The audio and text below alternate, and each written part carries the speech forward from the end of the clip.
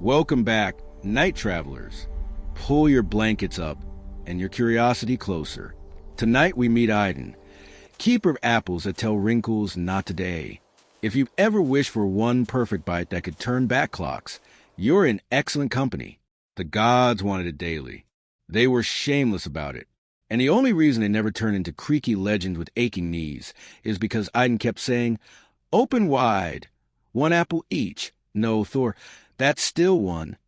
You see, in the beginning, Asgard glittered, but even gold looks tired without a good moisturizer. Iden was that moisturizer. She walked the courtyard with a willow basket and a smile that didn't brag. And when the gods chewed, time forgot their names. Odin's beard stayed hero gray instead of museum dust. Freya's laugh kept its nubile shine. Tyr's scar spelled courage instead of weather report. And Thor, yes, Thor's biceps refused to retire. That's what apples can do when they're the kind grown on the border between mourning and miracle. Now, whenever something precious exists, the universe politely invites theft. Enter Loki. You know him, our favorite catastrophe in human shape. Clever the way knives are clever. He didn't hate Iden. He hated boredom. Also, and this part matters, giants hate missing out. And one giant in particular, Jotzi, had decided Asgard's you tasted unfair.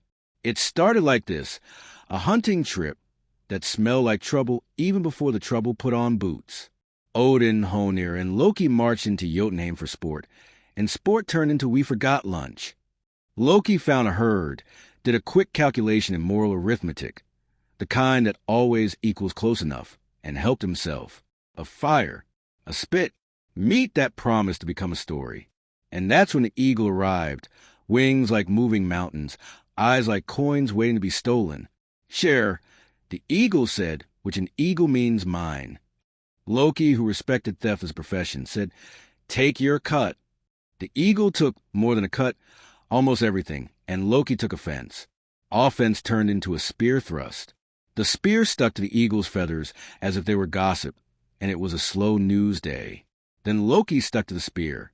Then the eagle climbed, higher, higher, until sky grew thin and bravado thinner. "Say you're sorry," the eagle croaked. "Never," Loki shouted, and then, feeling his arms lengthen from the altitude, "Fine. I am sorry in a very interesting way. Bring me Iden," the eagle said, "and her apples." "No," Loki said, because sometimes he does try the right word first. The eagle banked toward a cliff sharp enough to edit a man. Clarification. Loki said, "No," was me warming up to yes. He returned to Asgard looking like a man who had just invented humility in a panic. You can always tell when Loki intends to be helpful. His smile becomes delicate, like a lie doing ballet. He found Iden arranging her apples by hue. Golden, more golden, very, very golden. Iden liked an orderly miracle. "Iden," he said, voice peach soft, "there's a tree just outside the walls bearing fruit suspiciously similar to yours. Possibly better." "Better?" Iden blinked, not offended, curious. "Nothing grows like mine." "Exactly my point," Loki said. "If there's an imposter, we should expose it. For quality control." Iden hesitated, which is the polite version of wisdom. But she also loved apples with the intensity only a devoted specialist can manage. "All right," she said. "I'll bring one to compare." "Bring the basket," Loki suggested. Too quickly. "Just one." Iden smiled, not a fool, and stepped through the gate. The eagle dropped like a verdict. In an instant, feathers turned into Jotzi, tall as a bad idea, grin sharpened by winter. He snatched Iden, basket and all, and the skies swallowed them before alarm learned how to shout. Now, what happens when the juice bar closes? The gods learned, painfully, that immortality is a habit, and habits complain when canceled. On the first day, they merely frowned. On the second, Odin rubbed his eye socket, where wisdom once charged rent, and muttered, "Strange." On the third, joints began a creaking chorus. By the fifth, Thor discovered the intimate friendship between elbows and weather. By the seventh, Freya's mirror became unkind in angles it had previously ignored. Laughter in Asgard developed an elderly cough. Where's Idun? Odin asked, the way thunder asks why it hasn't happened yet. Last I saw, Loki said, she was verifying fruit authenticity outside the wall. Who told her go outside the wall? Loki sighed. Narratively speaking, me. 24 glares turned him into a bonfire that had decided not to light for the sake of the story. Odin stepped forward, spear light tracing the line between disappointment and duty. Bring her back. In what body? Loki asked, because this one is already applying for retirement. Borrow Freya's falcon cloak, Odin said. Borrow Thor's courage. Borrow whatever you must, but bring her back. Freya unclasped the falcon feather cloak with reluctance and a warning. Return it in one piece. Preferably with you still inside. Loki bowed sincerity-ish and wrapped himself in feathers that turned the world into a map only wind reads. He lifted, shaky at first, then steadier, then fast. Above Asgard's bright roofs, beyond the Bifrost shiver, over forests combed by frost, he arrowed toward Jotzi's keep, a spire cut from cruelty and air. Inside, Idun sat like patience with a pulse. Giants, being notoriously bad at nuanced cuisine, had suggested she bake, slice, or otherwise cooperate with digestion. Idun declined with politeness backed by impossible fruit. These apples, she explained again, work only under certain conditions. My care, my basket, my mood, and my timeline. Then we will wait for your mood, Jotzi said, smiling with all his teeth, which is a number no dentist would endorse. You will feed me, youth, or I will feed myself on the one who keeps it. Idun looked at him, not terrified, merely very uninterested in being lunch. It won't work the way you think. Everything works the way I think, Jotzi said, a sentence that has historically preceded disasters you can see from space. Loki perched on a ledge outside, listening, measuring. He was good at maps, especially maps of mistakes. He waited for the corridor to empty of everything except hubris and draft. Then he slipped through the slit of a window, feathers whispering apologies to stone. Please don't be angry, he said. Idun turned. Hello, betrayal, she said. So kindly it hurt. I deserve that, Loki nodded, and also a chance to deserve something else. Ready to fly. Idun glanced at the basket. They wilt without me. Then we fly together. Loki said, you become small. I become faster. I don't become small, Idun said. I become apple. Loki blinked. You can do that. You can do the things you practice. Idun replied, which is a devastating philosophy disguised as a friendly reminder. She breathed once, and the room filled with orchard. Where a woman had stood, a single golden apple rested in the willow basket, warm, pulsing, patient. Loki scooped basket and fruit, wrapped himself tighter in freckled feathers, and launched. The keep woke. Giants thundered down halls that hadn't asked for this many feet. Jotzi shed his shape and became eagle, rage adding wingspan. He burst into the sky, a black cut across the pale, and saw a falcon fleeing with a glinting prize. The chase bent clouds. Over peaks, over blue scars of ancient ice, over rivers that braided gossip into silver, the two streaked. Falcon whisper fast, eagle hunger heavy.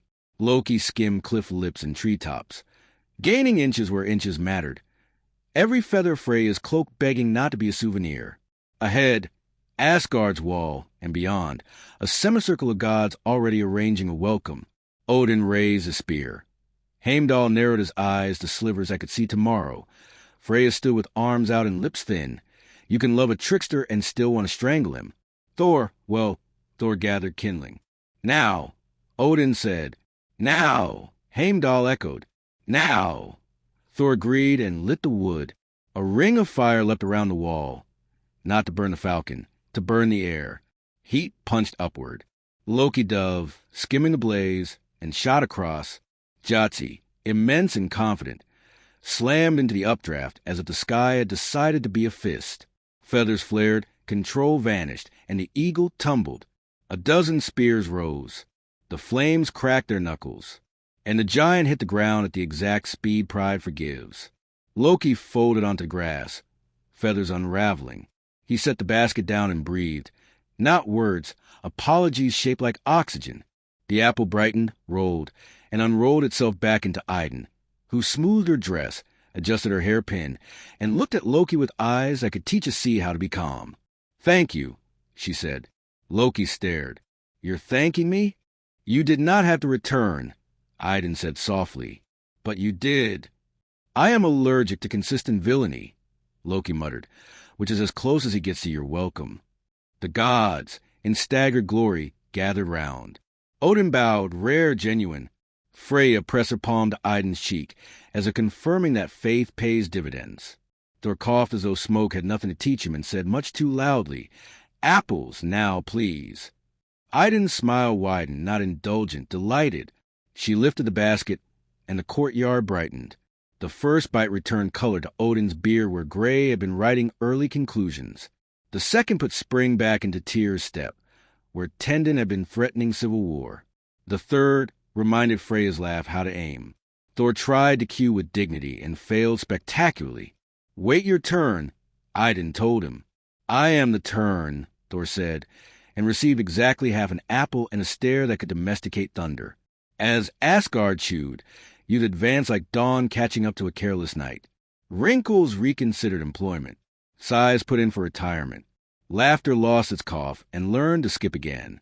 Odin turned to Loki. "You endangered us," he said, voice granted, "and then you saved us." Loki shrugged. "Yes. Try to reverse the order next time," Odin said. "No promises," Loki replied, and for once meant like a goal rather than a loophole. Idun tucked the last apple deeper into the basket. The way a librarian tucks a favorite book behind less interesting volumes. She looked at the city, its shine restored, and then at the horizon, where mountains still kept secrets and eagles practiced grudges. "Lock the gate," Thor suggested. "Better," Idun said. "Let's teach curiosity good manners. Because that is the point, night travelers. Immortality is not a wall. It is a practice, apple by apple, choice by choice. And every practice invites interruption by people who are very sure they deserve your miracles more than you do." Loki cleared his throat, which is a sound he uses when pretending to be a better person. "If anyone needs me, I will be somewhere with fewer spears." "Stay," Idun said gently. "Eat." He hesitated, then took the smallest slice, the way men do when trying not to admit they are starving. It was enough to make his eyes forget late shadows. Above them, a raven wheeled, the kind of circle you draw when watching a story learn how to finish its first chapter. Asgard exhaled together, the fire ring dimmed to embers, and in the cooling air, you could almost hear the sound apples make when they remember tomorrow. Let's rewind. Not far, just enough to savor the comedy of gods realizing they are, in fact, terribly mortal without daily snacks. Day 1 without Idun's apples. Nothing. Odin polished Gungnir. Thor arm wrestled lightning. Freya adjusted her necklace. Everyone whistled casually, pretending eternity was still on schedule. Day 2. The mirror betrayed Freya. "Lines," she whispered. "Where?" said Frigg, leaning in, only to gasp at her own reflection. By evening, Asgard's most powerful women were inventing skincare panic as a new religion. Day 3, Odin sneezed. You might think that's not apocalyptic, but when a god sneezes, the rafters quake. "It's dust," he muttered. Heimdall raised an eyebrow. "Or time," he suggested. Odin threw him a look that would have killed a mortal. Unfortunately, not dust. Day 4, Thor discovered arthritis. Imagine a thunder god trying to crack his knuckles, only to wince and mutter, "Elbows are treacherous." Loki, watching from a distance, laughed too loudly and was instantly suspected of everything. Day 5, hair went gray. Not distinguished gray. Patchy, uneven, oh no, the dye job failed gray. Bald spots emerged like unwanted prophecies. Tyr's limp grew dramatic enough to deserve its own saga. Even Balder, golden Balder, looked less like sunshine and more like candlelight that needed trimming. By day 7, Asgard resembled a retirement home with better armor. "Loki!" Odin roared, beard drooping like an old flag. "Yes, All-Father?"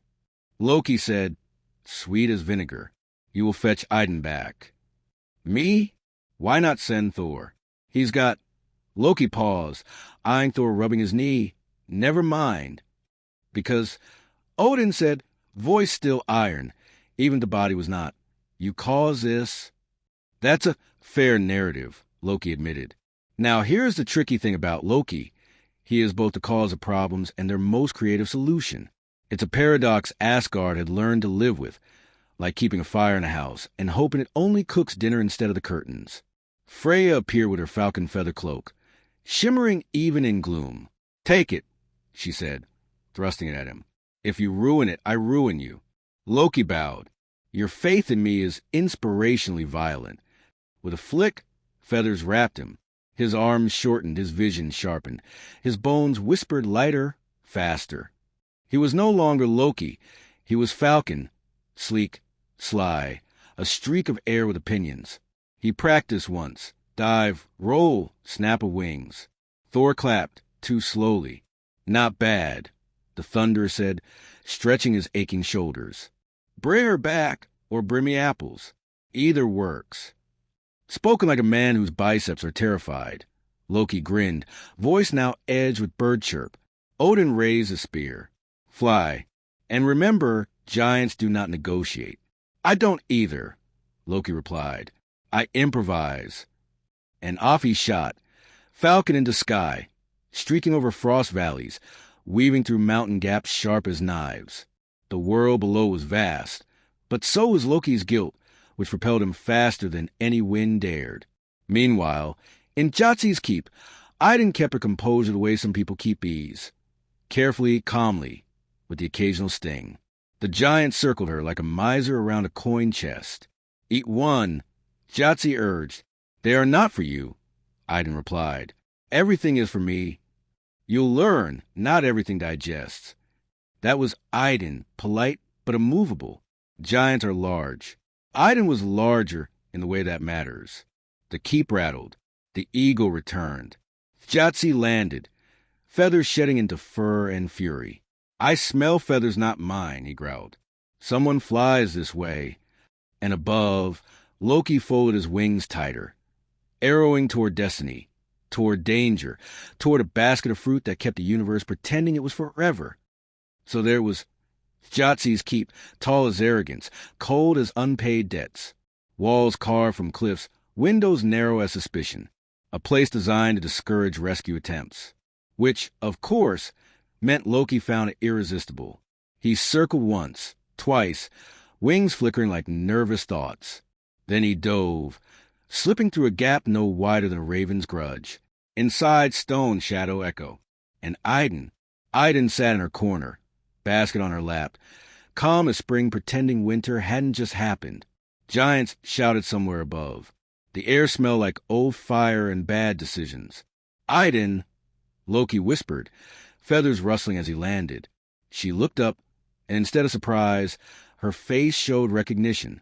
Of course. Loki tilted his head. That's all I get? No outrage? No applause? I already wasted outrage on you, Idun said, and applause would encourage more of this. Loki grimaced. Fair. Now we leave. You leave? Idun corrected. I can't just walk out carrying eternity in a basket. Then what do you suggest? Idun's eyes softened, like a teacher about to assign homework. I have a trick. Wonderful, Loki breathed. Finally, someone else with tricks. She touched the basket. Golden light pulsed. Her outline blurred, shimmered, and then with a sigh like orchard wind, she became an apple. One apple, perfect, radiant, alive. Loki blinked. You turned into produce. Apples are less suspicious than women escaping giants. Her voice echoed faintly, from inside the fruit. That is simultaneously genius and very unsettling, Loki muttered, scooping the basket. He adjusted feathers, wrapped the cloak tight, and leapt to the window slit. Outside, nothing but sky, snow, the echo of angry wings. Because of course Jotzi had noticed. The giant shadow swept across the courtyard, enormous eagle wings blotting out pale light. A cry split the air, not bird, not beast, something older, meaner. Loki clenched the basket tighter. Of all the predators in the 9 realms, he grumbled, why did it have to be one with better wings than mine? He dove. The cloak strained, feathers flicking panic. Behind him, Jotzi surged, talons like scythes, wings cracking thunder, through mountain passes, across glaciers, over rivers frozen in place. Falcon and eagle cut the air to ribbons. Loki zigzagged, dove, climbed, desperate to keep distance. Every gust threatened to flip him. Every heartbeat reminded him the cloak belonged to Freya, and if he tore it, she'd personally invent creative new afterlives for him. Closer, Asgard's wall gleamed in the distance. Gods waiting, firewood stacked. But closer too, Jotzi's beak snapping, so near Loki felt the draft of death on his feathers. Hold on, Idun, he gasped, forgetting she was technically fruit. And then, a roar from ahead. Thor, already impatient, had struck the kindling. A ring of flame exploded upward, walling Asgard in a crown of fire. Heat punched the sky. Smoke rose like a second Bifrost. Loki folded his wings, diving straight through the inferno. The cloak hissed, but held. He burst into clear air, coughing feathers. Jotzi followed, but giant are arrogant, and arrogance doesn't account for physics. The eagle hit the updraft. Flames licking feathers, wings catching fire. He screamed once and plummeted, smoke trailing, crash echoing through the valley. Loki tumbled to Asgard's courtyard, collapsing in a mess of feathers and guilt. He set the basket down gently, and the apple rolled out, stretching, glowing, reshaping until Idun stood once more, whole and radiant. The gods cheered, which, in Asgard, sounds like thunder trying to clap politely. Idun fixed her dress, lifted her chin, and smiled. Apples, she asked. And just like that, time forgave them. Wrinkles retreated. Joints sang again. Odin's beard rediscovered dignity. Thor's elbows forgave him. Asgard was itself once more. Loki, panting, smirked weakly. So, shall we all agree never to mention the part where this was entirely my fault? No, Odin said flatly. Worth a try, Loki sighed. But Idun's smile lingered on him. Soft, forgiving, like spring after too much winter. And that, night travelers, is how immortality was stolen, lost, and snatched back by a liar who sometimes tells the truth when it suits the story. Now, you might think that after one grand kidnapping, one rescue involving feathers and fire, and one very crispy giant, the gods would have learned their lesson. Spoiler, they had not. Idun returned to her grove, tending her apples with twice the vigilance. She locked the basket, triple-checked the gates, and gave Loki a look that said, try this again, and I will turn you into compost. And for a time, things were calm. The gods munched their immortality like children with candy rations. Wrinkles retreated. Thor's joint stopped auditioning for tragedy. Odin's eye gleamed as though foresight had finally subscribed to a premium plan. But here's the truth about Asgard. Boredom is more dangerous than giants. And Loki, as always, was boredom's favorite employee. One evening, pale sky, aurora curling like polite smoke, Loki lounged beside the fountain in the courtyard, flicking pebbles at statues. We're too comfortable, he announced to no one. We? Heimdall asked, without looking up from polishing his horn. Yes, we, Loki repeated. When gods get lazy, the universe sends reminders. Like you, Heimdall muttered. Exactly like me, Loki grinned. Meanwhile, Idun tended her trees. But even she noticed something odd. The apples were heavier, brighter, almost humming, as if the rescue had shaken more than feathers. She plucked one, holding it to her ear. Yes, humming. Not a song, not words, a vibration. The kind of sound seeds make when they argue about destiny. She frowned. Apples did not usually vibrate. She carried it to Odin. Something's wrong. Odin rolled it in his palm. Golden light danced over his weathered fingers. Not wrong, different.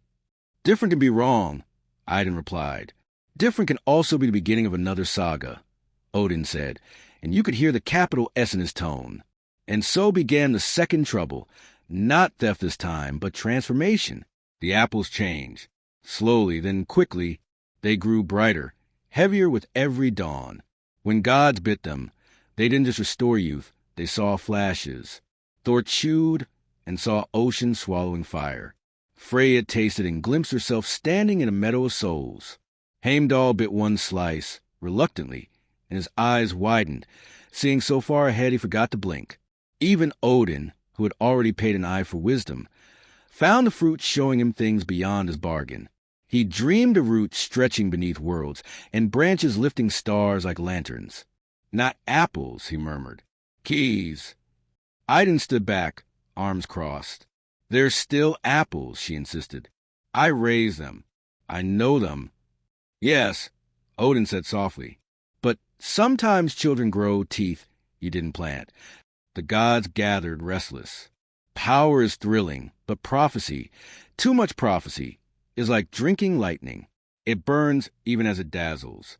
Loki, of course, was delighted. So now the fruit sings futures? Excellent. Imagine the possibilities for practical jokes. No, Idun said firmly. They must be guarded even more closely. Which means, Loki smirked, they're even more attractive to thieves. And he wasn't wrong. Word spread. Whispers leapt from eagle feathers to frost-rime caves. In Jotunheim, giants stirred. In Midgard, mortals dreamed of youth beyond their span. Even Hel, queen of shadows, tilted her head, listening to rumors of fruit that could make the dead remember daylight. The apples glowed brighter each night, casting golden halos across Asgard's courtyards. The gods slept uneasy under their light, for immortality had shifted from habit to temptation, and temptation never travels alone. Word spreads faster than fire, and unlike fire, it doesn't burn out when it reaches the sea. The whispers about Idun's new apples leapt across realms like curious children skipping stones. Frost giants muttered in their caverns, wondering what it would feel like to taste warmth. Dwarves in their forges grumbled, not about envy, but about quality control. Magic should be balanced, they said, too much in one fruit, and even anvils start dreaming. And in Niflheim, Hel listened. She sat upon her throne, one side carved in living wood, the other in black stone. Half her face glowed with beauty, half with stillness.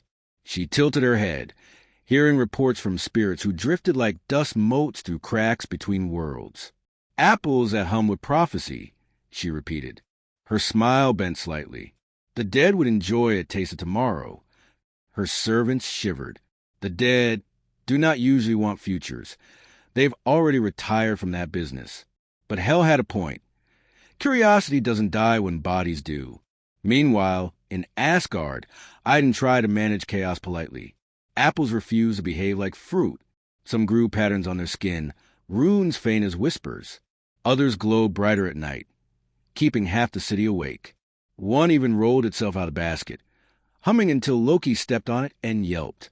Your apples are restless, Loki said, rubbing his foot. They're not restless, Idun corrected. They're awakening. To what? That, she admitted, I do not know. The gods gathered in council. Odin presided, beard lit faintly by the golden basket at his feet. These fruits are changing. They grant more than youth. They grant glimpses. And dangers, Freya added. Visions unsettle. Tyr saw his own hand severed again and has refused to eat since. Thor shrugged. Mine showed me drowning. I intend to punch water until it changes its mind. The council groaned in unison. Heimdall stood at the edge, eyes unfocused, hearing beyond hearing. Others know, he said simply. The giants stir. The dead listen. Even Midgard dreams of fruit they cannot name. Then we guard them, Odin said firmly. And how long until garden becomes war? Loki asked, smiling but not joking. Idun hugged the basket closer. Her gaze softened, not fearful, but heavy with understanding. They are not weapons. They are gifts. Gifts draw thieves faster than gold, Odin reminded her. That night, as Asgard slept, a raven circled overhead, black against the pale moon. It carried a whisper in its beak, dropped on the wind, and the wind carried it north. In a cavern of ice, a giant stirred awake. In a hall of echoes, Hel touched her lips to silence and considered her next invitation. The apples glowed brighter, the hum grew louder, and the gods, for all their wisdom, did not yet realize immortality was no longer about staying alive. It was about what you might dare to do with the time you had. Hell does not hurry. Endings never do.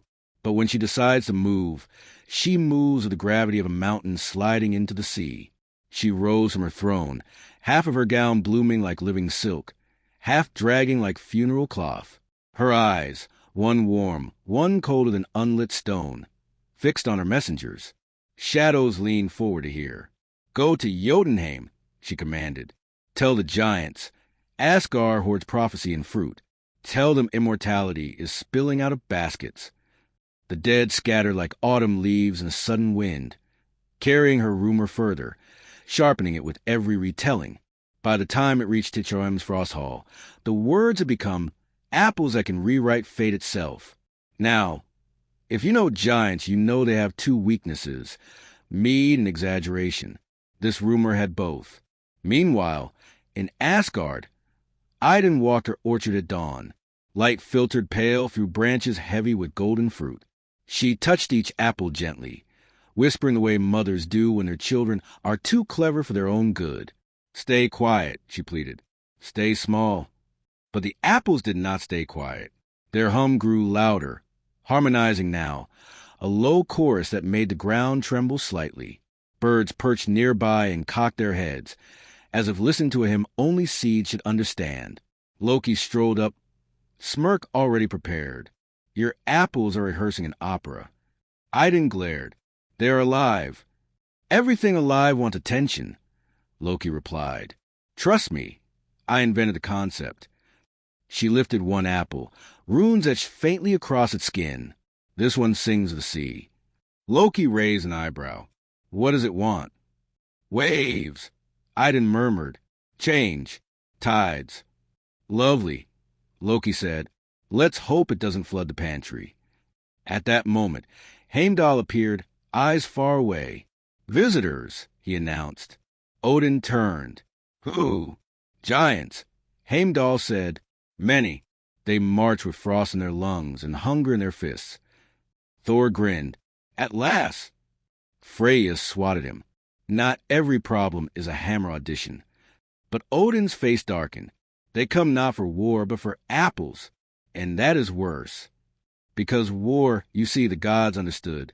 But theft of time, theft of prophecy, that unsettled even them." At the same hour, far below, Hel smiled, feeling the tremor of giants' footsteps as if it were applause. And above, Idun's orchard glowed brighter, as if preparing for an audience. The first giant to appear was Ticharwayam, broad as a barn, beard frosted with icicles, voice like a drum someone had rolled down a mountain. Behind him marched a dozen more, carrying spears that looked stolen from glaciers. They stopped just beyond Asgard's gate. No roars, no axes banging on shields. This was not war in its usual costume. Instead, Ticharwayam lifted a hand and called out, "We want apples." Odin frowned from the wall. "And what will you give in return?" "Nothing," Ticharwayam said. "We will simply take less than everything." Giants, always bargaining like toddlers. Thor cracked his knuckles. "I say we show them everything." "Not yet," Odin murmured. He turned to Idun. "Stay hidden." But Idun stepped forward, basket hugged to her chest. "If they want fruit, they must understand it's not food. It's responsibility." "Idun," Odin warned. "Wisdom doesn't come from hiding," she answered. The giants muttered, restless. One stomped, shaking the frost from his shoulders. "We are tired of dying," he shouted. "We want to live like you forever." And there it was, envy dressed in honesty. Idun's eyes softened. Immortality does not stop pain. It only makes you carry it longer. The giants blinked confused. Philosophy was not on their shopping list. Loki leaned over to Thor. "See? This is why I should do the talking." "You?" Thor scoffed. "You'd sell them rotten pears and call it destiny." "Yes," Loki grinned. "And they'd thank me." The air thickened. Spears shifted. Odin's hand tightened on Gungnir. "Leave now," he commanded, "or face what even apples cannot soften." But before the standoff could break, a sound drifted across the field. Not horns, not drums. A hum. The apples, in Idun's basket, were singing again, louder now, their glow spilling golden across the stones. Even the giants froze, transfixed. Visions flickered across their eyes. Battles they had lost, homes buried under avalanches, children who never grew tall enough. They gasped, some with wonder, some with grief too heavy for new breath. THRYM trembled, beard shaking. "They show us futures. They show you possibilities," Idun corrected. "Then give them to us." Thor stepped forward, hammer rising. But Odin held up a hand. "No." The word cut like steel. "These fruits are not currency. They are not spoils. They are seeds of something even we do not yet understand." The giants roared, frustration, hunger, envy boiling.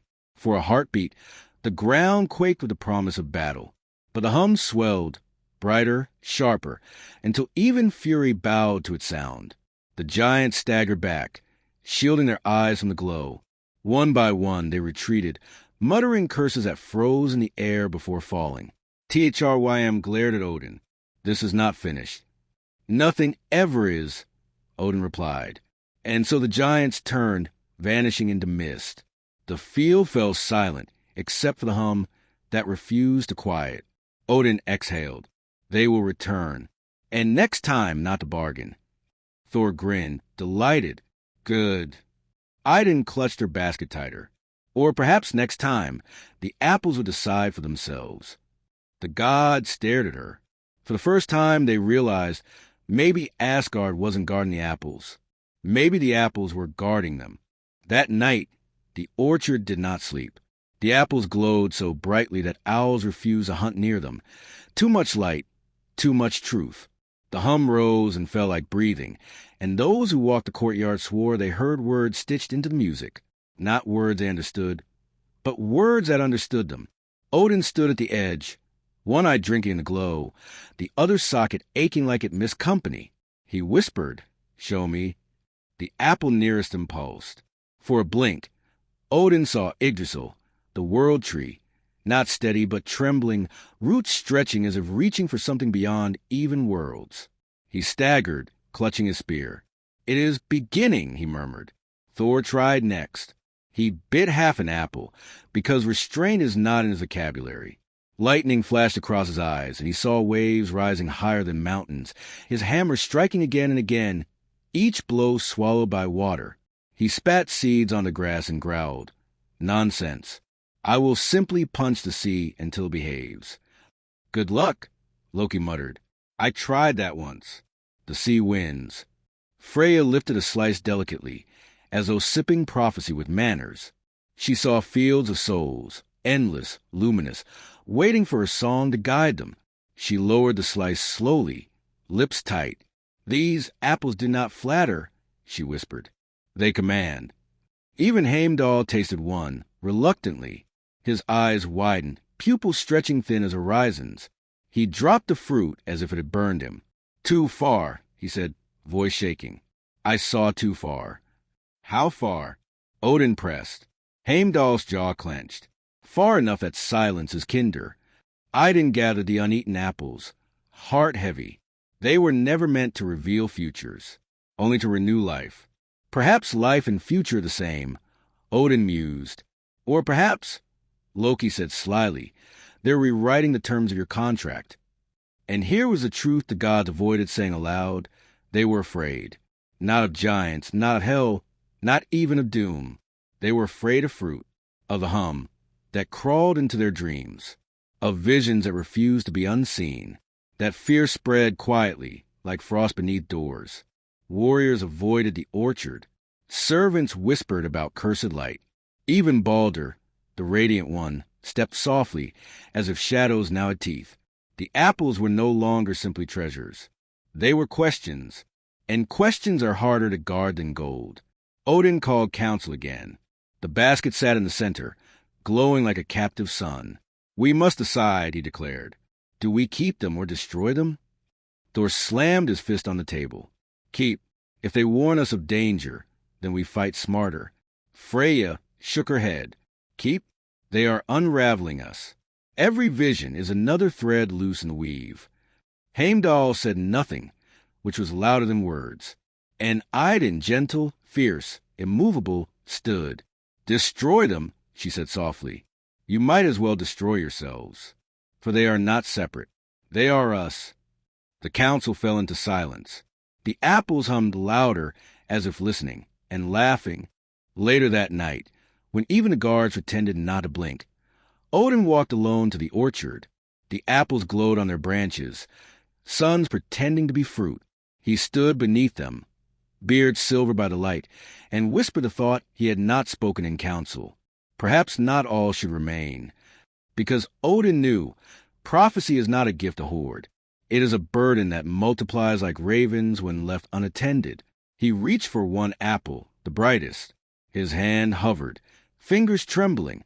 Would he pluck it, eat it, bury it, burn it? Even he did not know. Careful, came a voice in the shadows. Loki, naturally, always nearby when secrets rehearse. You plan to steal them, Odin said flatly. Not steal, Loki corrected, strolling into the glow. Borrow, innovate, apply, call it what you like. They are dangerous, which makes them useful, Loki countered. The line between doom and miracle is just good marketing. Odin narrowed his eye. If you touch them without Idun's blessing, you'll what? Loki interrupted. Scold me into better behavior? He smirked. Father, you should know by now. Threats are just invitations written in anger. Before Odin could answer, the orchard stirred. Not the trees, the apples. They trembled, humming in unison. A ripple of light swept through them, and for an instant, every apple bore the same rune, a circle split by a line. Odin gasped. He knew that mark. Division, he whispered. Balance broken. Loki tilted his head, fascinated. See? They want something. They're asking. They are not to be used, Odin growled. They are already using us, Loki replied, and for once, the trickster was not joking. At dawn, Idun entered and found them both standing beneath her trees, like guilty schoolboys. She crossed her arms. If you intend to quarrel, do it outside my orchard. They hum louder every night, Odin said. I hear it too, Idun admitted. They are restless. Restless fruit is rarely a compliment, Loki said cheerfully. Odin turned, cloak swirling. We will guard them, and if they continue, we decide again. But Loki lingered as the council dispersed. He ran one finger lightly over an apple skin. It pulsed beneath his touch. Not rejection, not welcome recognition. Secrets, he whispered. You and I could get along very well. And somewhere in Nibelheim, Hel smiled, feeling the echo of that hum even in her shadowed halls. Not long now, she murmured. The apples shone brighter still. Golden dawn trapped in baskets of willow. And Asgard began to wonder. Were they guarding the fruit, or were the fruit guarding something else entirely? Hel does not knock. She sends silence ahead of her, and when silence arrives, even guards forget to breathe. On the seventh night of restless apples, Asgard's gates groaned open. No horns, no clash of steel. Just a small procession of shadows that moved like water, trying to remember how to be human. At their center walked a woman, half radiant, half ruined. Hel! The guard shrank back, spears drooping. Not from cowardice, from recognition. Death wears no disguise. She entered the courtyard as though she had been expected, which, in truth, she had. Odin sat on his throne, one hand on Gungnir, one eye steady. Thor stood nearby, hammer itching. Freya sang under her breath. Lo, like a blade warming up, Loki leaned against a pillar, smirk sharp, curiosity sharper. And Idun, she held her basket. Daughter of Asgard, Hel said, her voice both lullaby and grave dirt. You tend what belongs to all. Apples that hum a future. Apples that even the dead can taste in rumor. They are not yours, Odin declared. They are not yours either, Hel replied. Her half-smile curved. They are life, and life is the debt of death. Who balances the scales, if not me? Idun stepped forward, calm as morning. These fruits are not payment. They are care. I raise them, I guard them. Without me, they wilt. Then come, Hel said simply. Guard them in my hall. Let the dead taste tomorrow. Gasps rippled through the court. Thor's grip tightened. Over my hammer, he growled. Over everyone's hammer, Hel agreed, without a flicker of fear. The apples pulsed in Idun's arms, louder, brighter, as if hearing the argument and enjoying it. A few rolled against each other, chiming like bells. Loki clapped slowly. Well, this is awkward. On one hand, Asgard. On the other, Helheim. On both hands, Idun. Quite the juggling act. Silence, Odin barked. Always my favorite request, Loki said, and remained very much unsilent in expression. Hel's gaze lingered on Idun. You already know, don't you? Idun's brow furrowed. Know what? That they are changing. That they are not content with Asgard's table alone. That every apple dreams of more mouths than you of gods. The hum swelled, golden and insistent. For the first time, even Idun hesitated. Because Hel was not wrong. The courtyard held its breath. Gods, shadows, apples, all waiting for an answer. And from the far wall, Heimdall's voice cut through like dawn. She comes an army at her back. Giants follow, frost and death together. Odin rose, spear raised. Then Asgard must decide fight or share. Idun clutched her basket tighter, heart loud against the fruit's hum. Hel waited the way winter waits, patient, inevitable, already inside the doorframe. Her small procession of shadows fanned behind her like a half-remembered choir. The courtyard shimmered under applelight. Every flagstone held a coin of gold cast by Idun's basket. Even the air felt attentive, as if the wind had pulled up a chair to watch Asgard make up its mind. Share the apples, Hel said, not loud, not pleading, balanced, like a scale that already knows the answer. Or I will take them, not for spite, for balance. Odin's knuckles whitened on Gungnir. Asgard is not your pantry.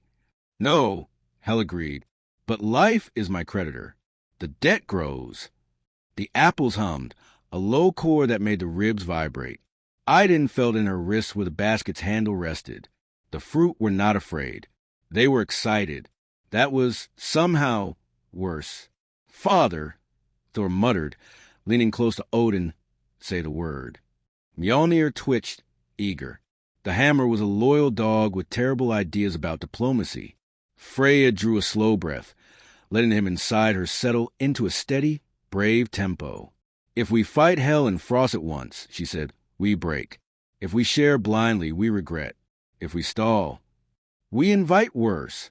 Heimdall finished, eyes already turned outward. He did not look at Hel. His gaze measured distance, numbers, heartbeats. Giants at 2 miles. 14, no, 16. THRYM rides the front. Spears like glaciers. Steps like earthquakes. Good, Thor said, perhaps beyond reason. Predictable, Loki added. The word dagger he twirled for comfort. He lounged against a column, as if boredom were armor. His eyes, however, were bright and busy. If we refuse, we fight. If we share, we still fight later, because gratitude is allergic to giants. If we pretend to share, we fight sooner. I recommend a fourth option. Odin did not turn. I dread to ask. Give them the wrong apples, Loki said cheerfully. Copies. Beautiful, harmless. Let them gnaw on hope while we keep the tune. Idun's head snapped toward him. No. Loki blinked, affronted. At least hear the pitch. They are not bargaining chips, Idun said. They are children who learn to sing. Hel's attention warmed. Yes, warmed. At that, you hear them, she said to Idun, not as a challenge, almost as a courtesy. I tend them, Idun replied. I do more than hear. Then you know, Hel said, they will not be caged by your love alone. A tremor ran beneath the courtyard, not from marching feet, from the orchard itself. Leaves ticked together like 1,000 small clocks agreeing on the hour. The apple's glow climbed a shade, lifting everyone's faces into candlelight. Several warriors took involuntary steps back. Courage is brave. Nerves are honest. Heimdall lifted his chin. Giants at 1 mile. Odin stood. The years that had returned to his limbs after Idun's rescue seemed to redistribute, settling into purpose. He walked down the steps, past Thor, past Freya, past Loki's grin and Frigg's tight hands, until he stood 3 paces from Hel. "If I share," he said, "what stops your dead from swarming our gates forever, begging, demanding, forgetting they're dead?" "Courtesy," Hel answered. "Mine and yours. I do not intend a market. I intend a test." At that, even the apples paused in their humming, as if the chord had encountered an interesting new note. "A test," Odin repeated, suspicious of nouns. "Let the fruit choose," Hel said. "Not you, not me. Place them between us. If they roll to me, they come to my hall. If they roll to you, they remain here. If they roll away from both of us, they belong to neither, and we will learn a lesson both of us dislike." Thor snorted. "We entrust fate to fruit that roll." Loki smiled. "I like it." "Of course you do," Freya murmured. Chaos with manners. Idun listened not to the debate, to the apples. The hum had broken into parts, not dissonant, not quite harmony, intention trying on several coats. She looked at Hel's half-beautiful, half-ruined face and found no malice there, only the uncompromising accounting of endings. Then she looked at Odin. Iron, worry, love disguised as command. "Will your dead eat them kindly?" she asked Hel. "They will remember," Hel said. "Kindness is a flavor that comes later. Will you return what is not yours?" Odin asked Hel. "I already do," Hel said softly. "Every day. It's called grief."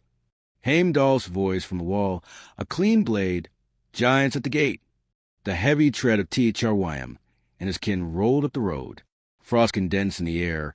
Beards sprouted icicles for those who hadn't earned them, and the world narrowed to choices that preferred to be made quickly.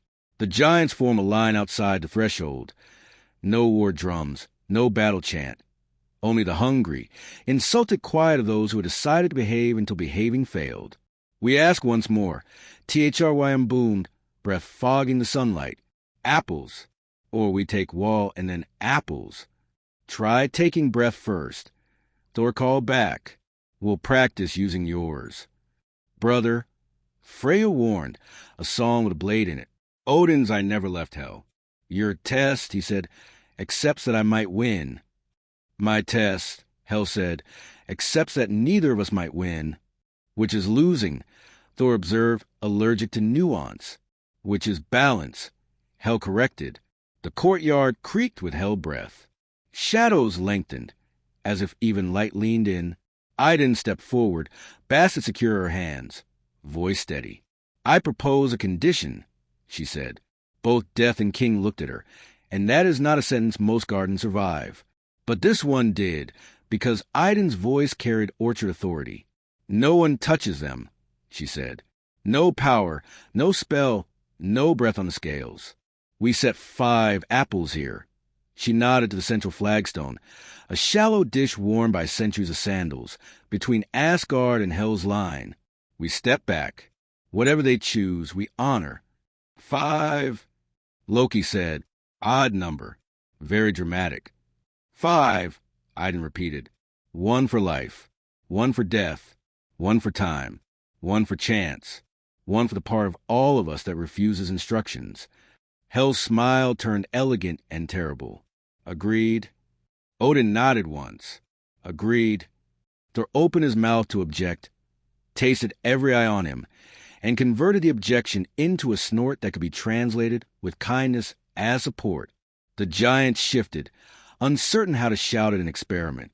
Their spears tapped the ground like impatient metronomes. Frost skittered across the first 3 steps of Asgard and stopped there, hissing at the warmth. Idun knelt, with the care of a mother waking 5 children for a journey they did not realize was theirs. She lifted 5 apples from a basket. Each had taken on a personality, while no one was making rules for apples to break. 1 hummed low, a drum. 1 sang high, a silver string. One glowed steadily. Hearthlight. One flickered. Lightning trapped in rind. And one looked almost ordinary, which is the most suspicious look a miracle can wear. She set them on the worn stone between Odin's boots and the hem of Hel's gown. The stone warmed. The hum braided. "Step back," she said. Odin stepped back. Hel stepped back. The gods fanned in an arc. The dead arrayed themselves like a suggestion. The giants breathed frost. For a heartbeat. Nothing. Then the first apple moved. Not rolled. Exactly. Pivoted. Considered. Chose. It turned toward Hel, then toward Odin, then, as if offended by binary decisions, spun and settled, pointing toward the orchard. The second rolled decisively toward Hel's side, stopped a hair from the line, and would go no farther. The third wobbled toward Odin, hit a crack, bounced, and came to rest pointing at the sky, as if filing complaint with management.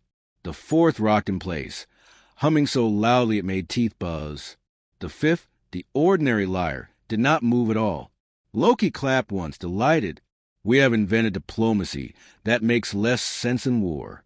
I am so proud." Silence. Odin and Hel said together, which amused no one and worried everyone.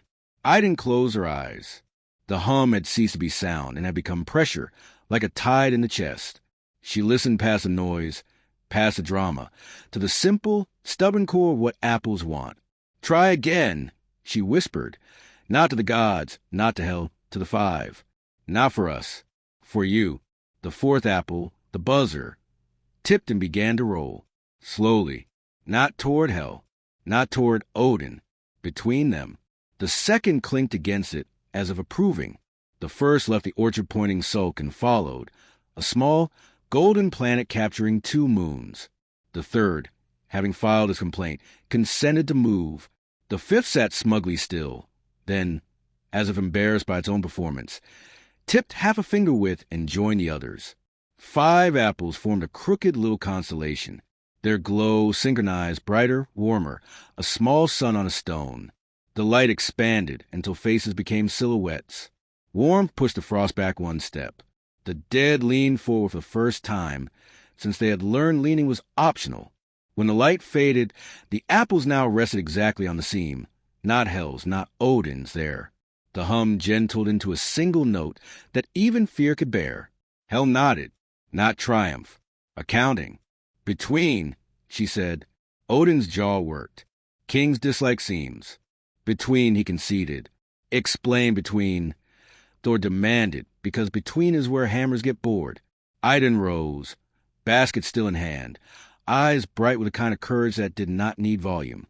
"A pact," she said. "One bough of the orchard will grow through the boundary. I will tend it from this side.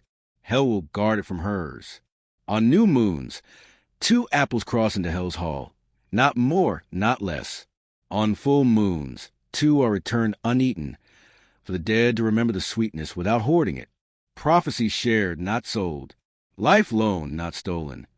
The courtyard felt the idea slide into place like a key that had been looking for its lock. Hel inclined her head, a queen accepting good paperwork. "I will keep the hungry from tearing the branch. I will send names with the returned fruit, what they remembered, what they released." Odin looked at the giants. "And you?" Thrym squinted. Giants do not like terms unless they wrote them. But even he felt the apple warmth on his face and the unpleasant sensation of hope sneaking under the door. "We get nothing," he rumbled. "You get not war," Loki offered. A legendary bargain. Thrym scowled at Loki the way winter scowls at spring. Then he grunted. "We take not war today. We take apples another day." "Ah," Loki said. The classic subscription model. Freya's hand found Idun's. Squeeze once. Heimdall lowered his horn a fraction, hearing future footfalls slow their rhythm. Thor rolled his shoulders, disappointed and relieved in equal measure. Odin raised Gungnir, the spear's tip catching Applelight. "Let it be so," he said. "Between." Hel's procession exhaled, the sound dry as old pages closing. She met Idun's gaze again. "We will correspond," she said. "We will tend." Idun answered. The 5 apples rolled back to the basket, as if remembering home. Idun lifted it, lighter now in her arms because weight behaves differently after decision. She turned toward the orchard. The nearest tree shivered, and a single branch, slender and stubborn, began to grow outward over the wall, testing the air on both sides, like a bridge rehearsing its first step. Giants. Heimdall called, firm, not unfriendly. That's far enough. Ticharwam grumbled, turned, and led his kin away. Footsteps heavy, shoulders uncertain under new thoughts. Frost retreated, offended, and refroze itself on rocks where it could gloat without contradiction. Hell pivoted, shadows gathering at her heels like well-trained dogs. Until the new moon, she said. Until the new moon. Odin agreed, as if agreeing with death was an acquired taste he could tolerate once a month. The courtyard loosened, a city's worth of breath released in a single invisible flood. Freya laughed, tired but bright. Thor muttered about sharpened hammers being wasted on diplomacy. Loki produced a red apple from nowhere, bit it, and looked disappointed that it did not sing. Idun set the basket in the grass and knelt to touch the new branch as it eased over the wall. Leaves like little green ears eager for stories. Between, she whispered to it, the way you name a child when no one else is listening. The branch quivered, as if pleased to be called. That night, Asgard did not quite sleep, but it practiced. The apple's hum softened into a lullaby that even warriors could admit to liking. The dead in Hell's Hall stood beneath the new shadow that had not existed that morning and felt, for the first time in a very long time, something that tasted suspiciously like tomorrow humming against their teeth. And far beyond, on a cliff where feather ash still marked the stone, an old eagle's memory twitched, irritated by the thought that fruit had opinions now. Hell would return. Giants would reconsider. Loki would scheme in both directions at once. Odin would rehearse being reasonable. Thor would resent the seam and then stand guard over it anyway. But for this night, the apples had chosen between. Morning arrived like an afterthought. The orchard glistened with dew, the new branch stretching shyly over the wall, its leaves already trembling with songs only Idun could fully hear. Asgard awoke slower than usual, as though the whole city was hung over on prophecy. Warriors blinked at their armor as if it had aged overnight. Servants hummed uncertainly, and the gods themselves carried expressions too complicated for breakfast. Odin summoned council again, because when you have too many questions, meetings pretend to help. He sat at the head, Gungnir across his lap, one eye sharp and one socket aching. The gods gathered, Thor yawning and scratching his beard, Freya silent but steady, Heimdall grim and alert, Frigg pale with thought, and Loki, of course, lounging like a man auditioning for irresponsibility. We agreed to between. Odin began. His voice was stone. We must define what that means before Hell defines it for us. It means compromise, Freya said softly. And compromise is better than ruin. It means we gave death a seat at our table, Thor countered. And death doesn't leave one seated. It means we have time, Frigg murmured. And time is always more expensive than we think. Loki stretched, smiling lazily. It means fruit are running Asgard now. All hail our new apple overlords. No one laughed, except the apples. Their hum filled the council chamber, soft but insistent, like background music daring to be foreground. A single apple rolled across Idun's basket, glowing slightly brighter, almost smug. See, Loki said, pointing. They vote. Silence. Odin growled, but even he glanced uneasily at the fruit. Idun rose. Her eyes were tired, her hands gentle. They want to grow. They want to reach. I feel in my bones as surely as you feel war in your blood. Heimdall tilted his head, listening beyond sound. She is correct. The branch across the wall hums differently. It is not passive. It is exploring. Odin's eye narrowed. Exploring what? Boundaries. Heimdall answered. And boundaries never stay where you place them. A chill passed through the chamber. Not cold, but recognition. Down in Helheim, the shadows stirred around the new branch that had crossed the boundary. It glowed faintly even in that land of endless dusk, golden light threading through gray mist. The dead gathered under it, silent, reverent. Some reached out tentative fingers. Leaves brushed them, and for a breath, just a breath, they remembered warmth. A mother recalled her child's laugh. A warrior recalled the smell of summer hay. A scholar remembered the taste of ink. Hel stood at the base of the branch, her half-smile patient. Between, she whispered, "Yes, between will do for now." Back in Asgard, Thor slammed his fist on the table. "I don't like fruit with opinions." "That explains your diet," Loki said, earning a glare sharp enough to cut timber. "These apples," Odin interrupted, "may become greater than us. If they decide, then what is left for gods?" Idun held the basket close. "Perhaps we were never the point. Perhaps they are for what comes after us." The silence that followed was not comfortable, because every god in that room knew immortality had never been permanent. And now, with fruit humming prophecy into their bones, the question was no longer if their age would end, but when. The council broke late, not because they found answers, but because silence eventually bullied everyone into leaving. Odin remained seated, one eye fixed on the basket, as though it might leap and bite him. Idun lifted it carefully and carried it back to her orchard, her steps slower than usual. Thor stomped off muttering about sharpening hammers. Freya whispered to Frigg about songs that could soothe restless fruit, and Loki whistled a tune so smug it should have been illegal. But Heimdall lingered. He placed a hand on the wall, listening not with ears but with the whole architecture of his body. "It grows," he said quietly. "The branch grows faster than it should." Odin's eye flickered.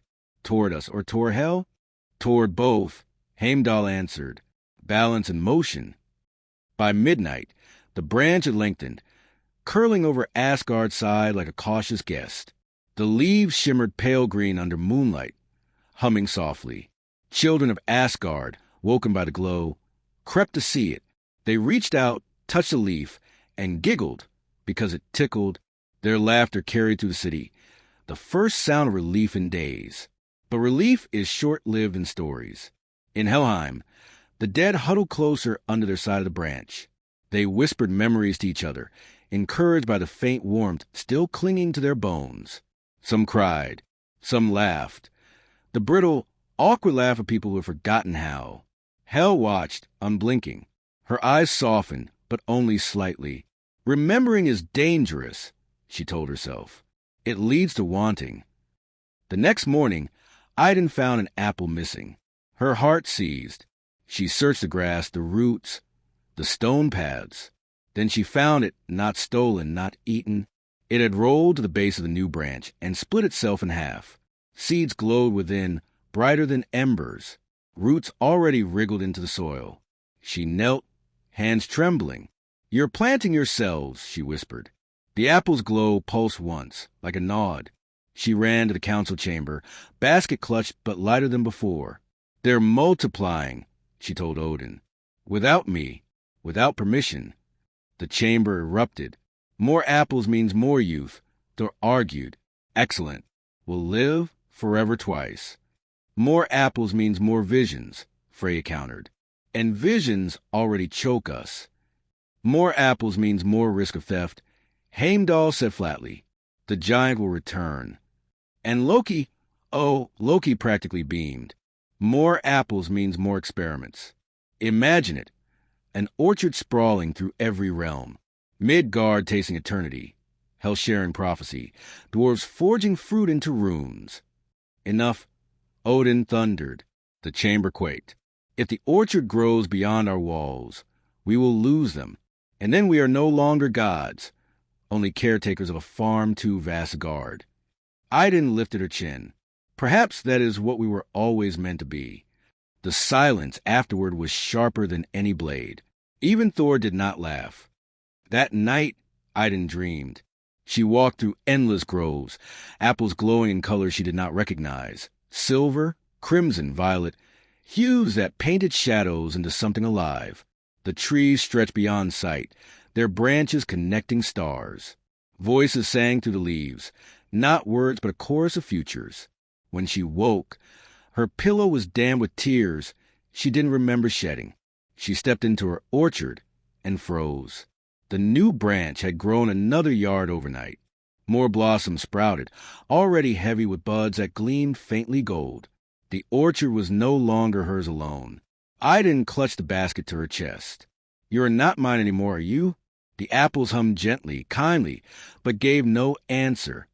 Odin stood on the balcony above, watching. His face was carved granite, his voice slow, care like thunder through cloud. "This ends," he muttered, "or it ends us." And somewhere in shadow, Loki smiled, because he knew endings are just tricks wearing new costumes. When things grow too quickly, they draw attention, and the apples were no exception. By the second week, the new branch over the wall had sprouted its own fruit, small, green, but glowing faintly like lanterns wrapped in fog. Idun touched one gently, and it thrummed back at her, impatient, eager. She whispered, "Not yet." But growth does not obey whispers. In Midgard, mortals dreamed strange dreams.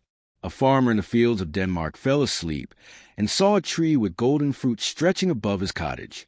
He woke with dirt on his fingers and swore he'd been planting seeds in his sleep. A fisherwoman in Norway dreamed she bit into an apple and saw the sea calm itself, fish leaping into her nets. She woke with a taste of salt and sweetness on her tongue.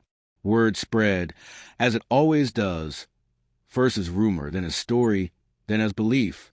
Mortals spoke of a golden harvest hidden in the sky, a gift the gods had hidden too long.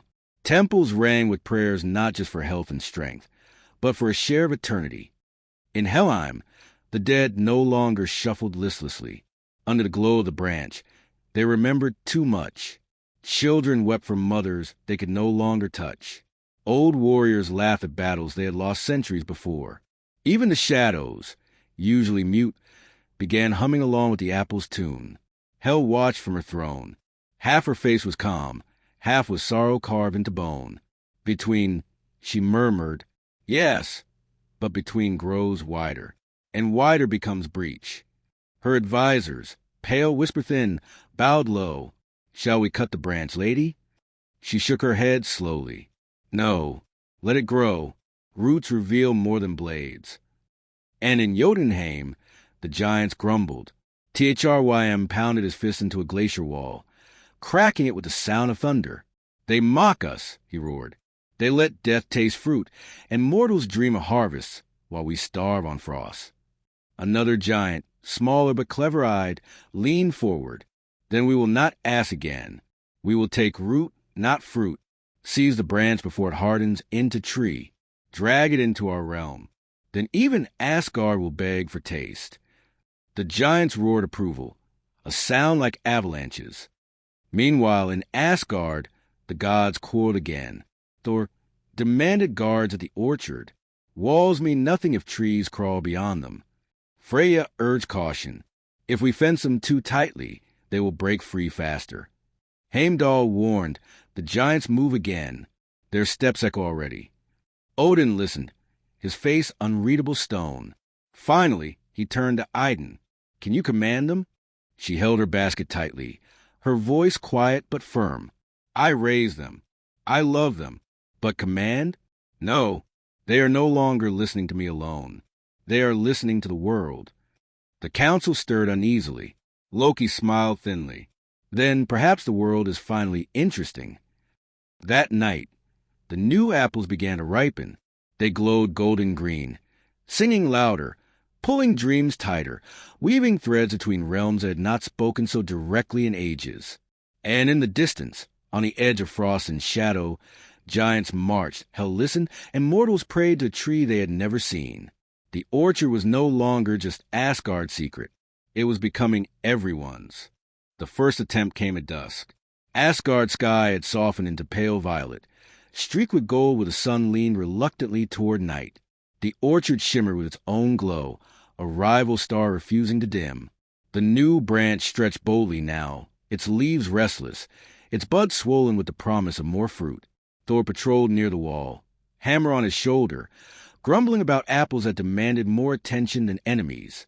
He wasn't wrong, because enemies at least you could hit. Then frost. It rolled across the grass, silent but sharp, curling around Thor's boots. He swung Mjolnir instinctively, cracking ice into shards. But the frost kept spreading, not from the sky, not from the ground, from the branch itself. Its far end pulled like a rope. Thor's eyes narrowed. He bellowed, "Giants!" The alarm spread like lightning. Heimdall lifted his horn, but did not blow yet. His duty was not to wake the dead too early. Freya appeared with spear in hand.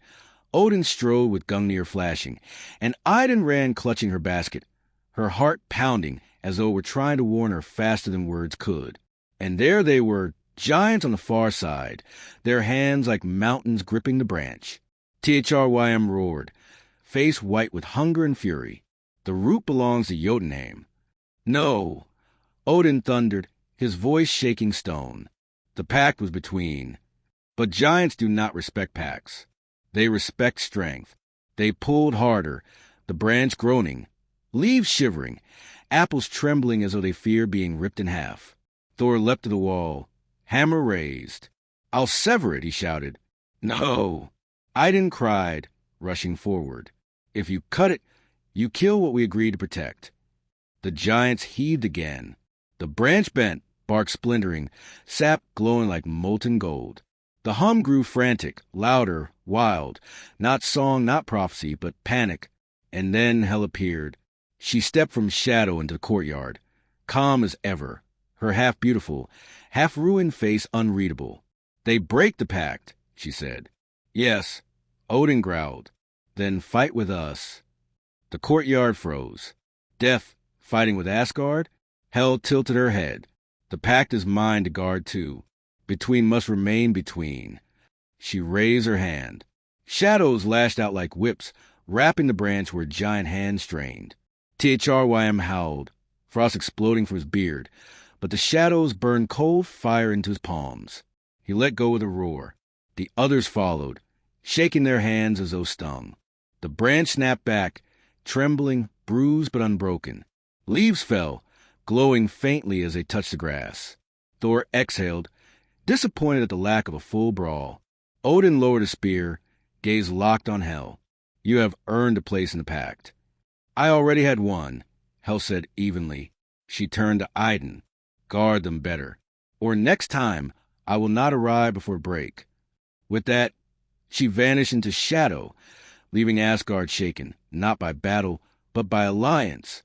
Idun knelt beneath the branch, touching its bark where it had splintered. The hum steadied under her palm, still frightened, but alive. She whispered, "I will not let you be torn." The apples glowed faintly in response. And far away, Thrym nursed his scorched hands, vowing in a voice that shook glaciers. Next time, not branch, the orchard itself. The night after the giants' failed theft, Asgard did not celebrate. No songs, no mead, no boasting of survival. The orchard stood too quiet, its hum subdued, as if nursing wounds. The gods gathered in the golden hall, and the air itself seemed hesitant, like a guest unsure if it was welcome. Odin sat at the high seat, Gungnir across his knees. His one eye burned with thought. "Hel fought beside us," he said at last. "But not for us, for the pact, for herself." Thor slammed his mug down. "And what of it? Her shadow struck true. Let her keep her side. I'll keep mine with hammer." "You think too simply." Odin snapped. "Every ally is also a threat waiting for the right day." Freya leaned forward, her voice calm but sharp. "Without her, the branch would be gone, the orchard torn. Sometimes we need enemies to choose the same moment to be useful. And sometimes," Loki purred from his seat in the corner, "we need a solution that doesn't depend on luck, or on Hel deciding she likes us more than the dead." All eyes turned to him. He smiled, slowly, the way a fox smiles at chickens who believe the fence will hold. "Go on," Odin said, though the tone was pure warning. "The problem," Loki began, spreading his hands, "is that the apples grow beyond your reach. They hum to mortals, to giants, to Hel. Everyone wants them. You cannot build a wall high enough. You cannot shout loud enough. So," he leaned forward, grin widening, "you do not guard them. You scatter them." "Scatter?" Freya repeated, frowning. "Yes. Release a few seeds into every realm. A branch in Midgard, a branch in Jotunheim, a branch even in Hel's Hall. Equalize the hunger. If everyone has a taste, no one needs to steal." Thor growled, "Nonsense. Share our strength with giants? With mortals? Give death what she asked for? That is surrender. Or strategy, Loki countered. Call it tribute, call it blessing, call it benevolence.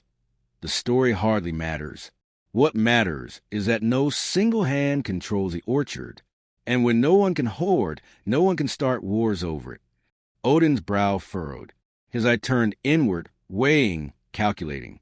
For all his fury at Loki, he could not deny the seed of logic in the trickster's words. Idun's voice cut through the tension. No. Every head turned. She stood, clutching her basket as though it were both weapon and child. The orchard is not coin, not treaty, not bribe. It is life. To scatter recklessly is to lose their heart. Then you cage them, Loki said softly, and cages always break. The silence that followed was heavier than any shout. Finally, Odin spoke. We will not scatter them. Not yet, but we prepare. If giants come again, if mortals press harder, if hell twists the pact, we may have no choice. Thor nodded, pleased with the firmness.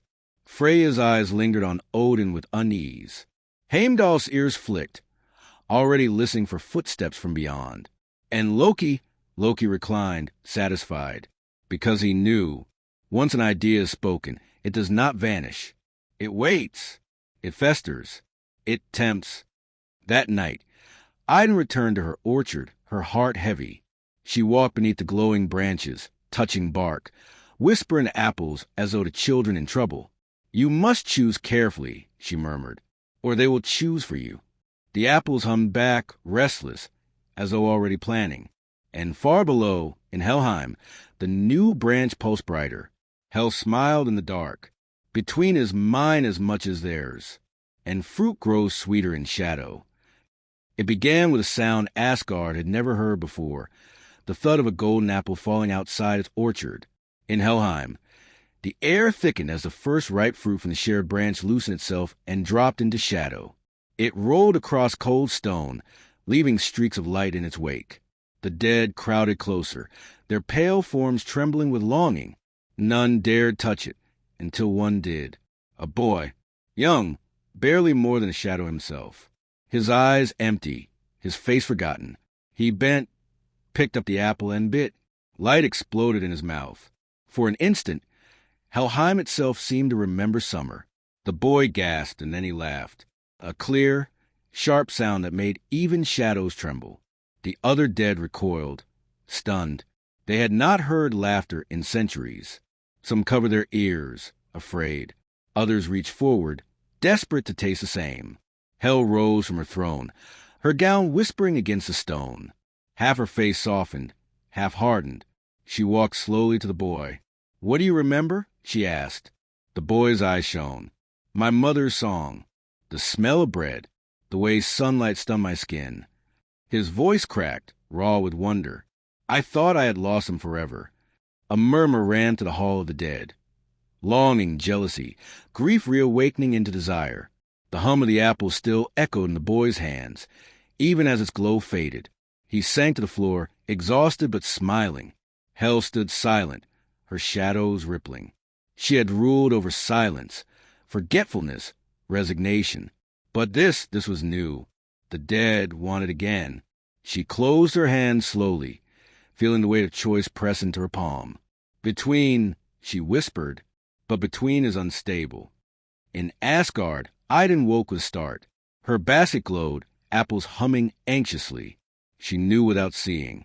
One of them had gone, fallen into shadow, bitten by lips that should never have tasted again. She ran to the orchard. The shared branch quivered, its leaves glowing faintly as though guilty. Odin met her there, spear in hand, his face grim. It has begun. What has? She demanded. The dead have tasted memory, Odin said. His eye burned with fear disguised as prophecy. And memory breeds hunger. Thor arrived, hammer ready, already growling. Then we cut the branch. And the pact. No, I didn't cry, blocking him. If you sever it, you break the choice they made.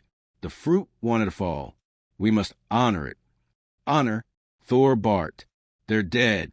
They cannot fight, they cannot build. They will only consume. Perhaps, Freyja said quietly, stepping into the orchard. Her eyes glimmered with sorrow. But perhaps they will also teach us what it means to remember what is lost. Odin's hand tightened on Gungnir. We cannot allow Helheim to grow strong. If her dead rise in spirit, she rises in power. She will not stop at between. And in the shadows behind them, Loki laughed softly. Well then, the game has changed. And you know me, I do love a new game. That night, whispers of the boys' laughter spread through Helheim. The dead gathered under the branch, eyes glowing faintly, waiting for the next apple fall. And Hel sat on her throne, listening, her hand pressed to her half-beautiful cheek. For the first time in centuries, she wondered, not how to keep her kingdom, but how to rule it when her subjects began to hope again. The orchard's hum drifted into every realm, and with it, a truth neither gods nor giants could escape. Once memory wakes, it does not go back to sleep. Odin did not sleep. Kings rarely do, and prophets never. He paced the golden hall long after the others had gone, his one eye sharp, his empty socket aching. The hum of the orchard seeped through stone and timber, a reminder that even walls cannot keep out destiny. He muttered to himself as he walked. One apple falls, one boy remembers. Today laughter, tomorrow rebellion. What will Hel's hall become if the dead start wanting? His fist tightened on Gungnir until the wood creaked. I will not allow it. Not again. Not after Ragnarok waits already. Frigg entered quietly, her presence soft but unyielding. You fear too far ahead. I fear exactly as far as I must. Odin snapped, then sighed. They are slipping from us, Frigg. The orchard grows beyond Asgard's hand. She placed her palm against his chest. Perhaps that is a lesson, that Asgard was never meant to hold all of life. He turned away, voice bitter. Lessons are for mortals. We're supposed to be teachers, not students. But the orchard hummed louder that night, as if mocking him. Meanwhile, Loki strolled the borders of shadow where Asgard bled into the edge of Helheim. He whistled a tune, one of those songs that sounds playful until you realize it a threat in disguise. And then the shadows thickened. Hel emerged, her half-bright, half-ruined face calm as dusk. You risk much, walking here, she said. I risk boredom if I stay away, Loki replied. And boredom kills faster than spears. Hel tilted her head, curious. Why come? Because you are restless, Loki said simply. You're dead, tasted one apple, and already they stir. But Odin will never let you have more. He will cut the branch before that happens. Her eyes narrowed. He would break the pact? Of course, Loki purred. Pact are only paper. Odin prefers iron. Hel studied him, half shadow eyes unblinking. And you? I prefer opportunity, Loki said with a grin. And I see one here. Between us.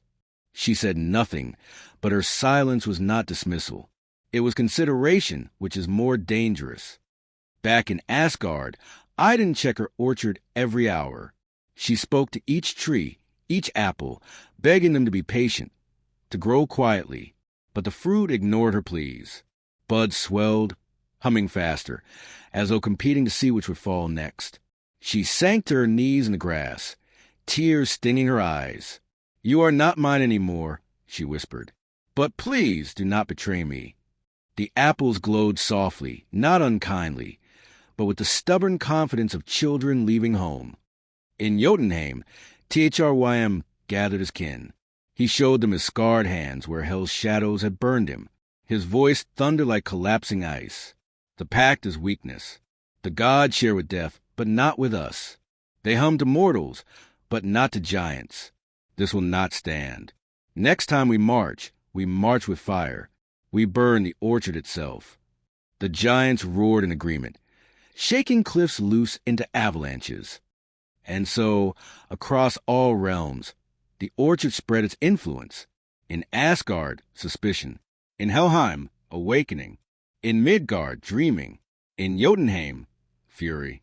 Only Loki smiled at every piece of it. Because for him, chaos was never a problem. Chaos was always a stage. Helheim had never known movement. The dead shuffled, yes, but without rhythm, without intent. Until the apple. Now, The Hall of Shadows stirred like an army waking from long sleep. The boy who had laughed became a beacon. Other dead clustered around him, asking for the memory of his memory. He repeated his mother's song until the echoes carried like hymns down every corridor. Warriors straightened their backs as though armor still weighed them. Lovers whispered names they had forgotten. Even Hell's throne trembled faintly beneath her as the dead began to organize themselves. Not soldiers, not rebels. Something stranger. They are forming circles, one of her advisors murmured. As if preparing to gather, Hell's gaze lingered on the branch above. They prepare for more than gathering. They prepare for purpose. In Midgard, mortals did what mortals always do when mystery drips into their dreams. They built. A farmer raised a small shrine with stones from his field, leaving bread beneath it each night. A fisherwoman carved an apple into her boat's prow, believing it would bring steady seas. Villages told stories of a sky orchard, golden fruit waiting for those brave enough to climb the night itself. Priests muttered against blasphemy, but prayers still shifted, bending toward the glow no one had seen with waking eyes. The orchard was becoming myth, and myths are harder contained than armies. In Asgard, Odin had had enough. At dawn, he strode into Idun's grove, followed by Thor and Heimdall. His cloak whipped in the breeze. His spear gleamed like a verdict. "This cannot continue," he declared. Idun stepped between him and her trees. "You will not harm them." "I will not harm," Odin said. "I will prune." Thor grinned, pleased at the prospect. Heimdall frowned but said nothing, hearing footsteps of giants in his mind's horizon. Idun's hands trembled, but she did not step aside. They are not branches to trim. They are choices to honor. They are weapons waiting to be stolen. Odin snapped. He raised Gungnir, the point catching dawnlight. Better cut than conquered. The orchard shivered. Leaves rustled though no wind blew. Apples pulsed, humming sharp, like warning. "Father," Thor said, "let me swing instead. Easier." "No," Odin growled. "This is mine to end." He thrust Gungnir into the soil at the root of the shared branch. The ground cracked, golden sap spilling like fire. The branch screamed, yes, screamed, its unbreaking into a wail that rattled every stone in Asgard. Idun fell to her knees, clutching the earth. "You're killing them." Odin's eye hardened. Better gods kill than giants feast. And then silence. The branch froze, light dimmed, hum ceased. Odin withdrew his spear. "It is done." But nothing in myth is ever done, because far below in Helheim, the branch pulsed brighter than ever. Apples ripened faster, shaking free as though insulted. Hell's dead caught them eagerly, biting, laughing, remembering. Hell smiled.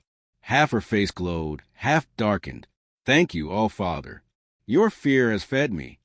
And in the shadows of Asgard, Loki laughed so hard he nearly choked. "Prune one root, grow 10 more. Oh, Odin, you do half my work for me." The dead were never meant to remember. That was a law, not written, not spoken, but etched into the silence of Helheim itself. To forget was to endure. To endure was to belong. But when the branch wailed under Odin's spear, something shattered. Apples fell in clusters, glowing with fury, bouncing across the cold stone floors of Hell's Hall. The dead dug for them like starving wolves. Light burst with every bite, and silence itself fractured. For the first time in centuries, Helheim sang. It was not a hymn, not yet, but voices rose, rough, broken, gasping with memory. Some sang of lullabies. Some shouted battle cries. Some laughed through tears. The hall shook with life that did not belong there. Hell sat on her throne, her expression unreadable. Shadows licked the floor like restless dogs. Her advisors whispered, terrified, "This is rebellion." "No," Hell corrected softly. Half her lips curled, half remained still. "This is rebirth." In Asgard, the gods felt it. Idun staggered in her orchard, clutching her chest. "They're feeding too quickly," she gasped. Her basket rattled with uneaten fruit, glowing in sympathy with her fallen kin below. Freya pressed a hand to her temple. "I hear them, their voices. They echo in the weave of fate. The dead are stitching themselves into prophecy. Odin stood rigid, his jaw tight. He did not admit aloud, but the tremor in his bones was guilt, sharp and relentless. I tried to stop them. Instead, I strengthened them. Loki clapped slowly, smirking. And thus the All-Father invents a law of unintended consequences. Truly, you are the wisest among us. Thor slammed his hammer on the ground. Sparks flying. Then we end it now. March into Helheim. Cut the branch at its root. Scatter what remains. Idun leapt in front of him, eyes blazing. No, they are not yours to kill. They chose this. They grow where they will. You will not butcher my children. The orchard hummed in agreement. Trees swaying though the air was still. Odin closed his eye, pained. We are losing control. Loki leaned closer, voice silken. Control is an illusion. You should try chaos. It's much more honest. Meanwhile, in Helheim, the transformation deepened. The dead who had eaten more than one apple no longer looked entirely like shadows. Color returned to their faces. Faint, incomplete, but enough to terrify those who remained gray. Their eyes burned gold, their movements sharp, no longer the shuffle of resignation, but the stride of intent. The boy who had first laughed now stood taller, his voice strong. He raised a hand and called, "We are not gone. We are not forgotten. We are between." The dead answered, chanting, stomping, their voices uniting into something greater than grief. The hall shook with their declaration. We are between. Hel watched, silent.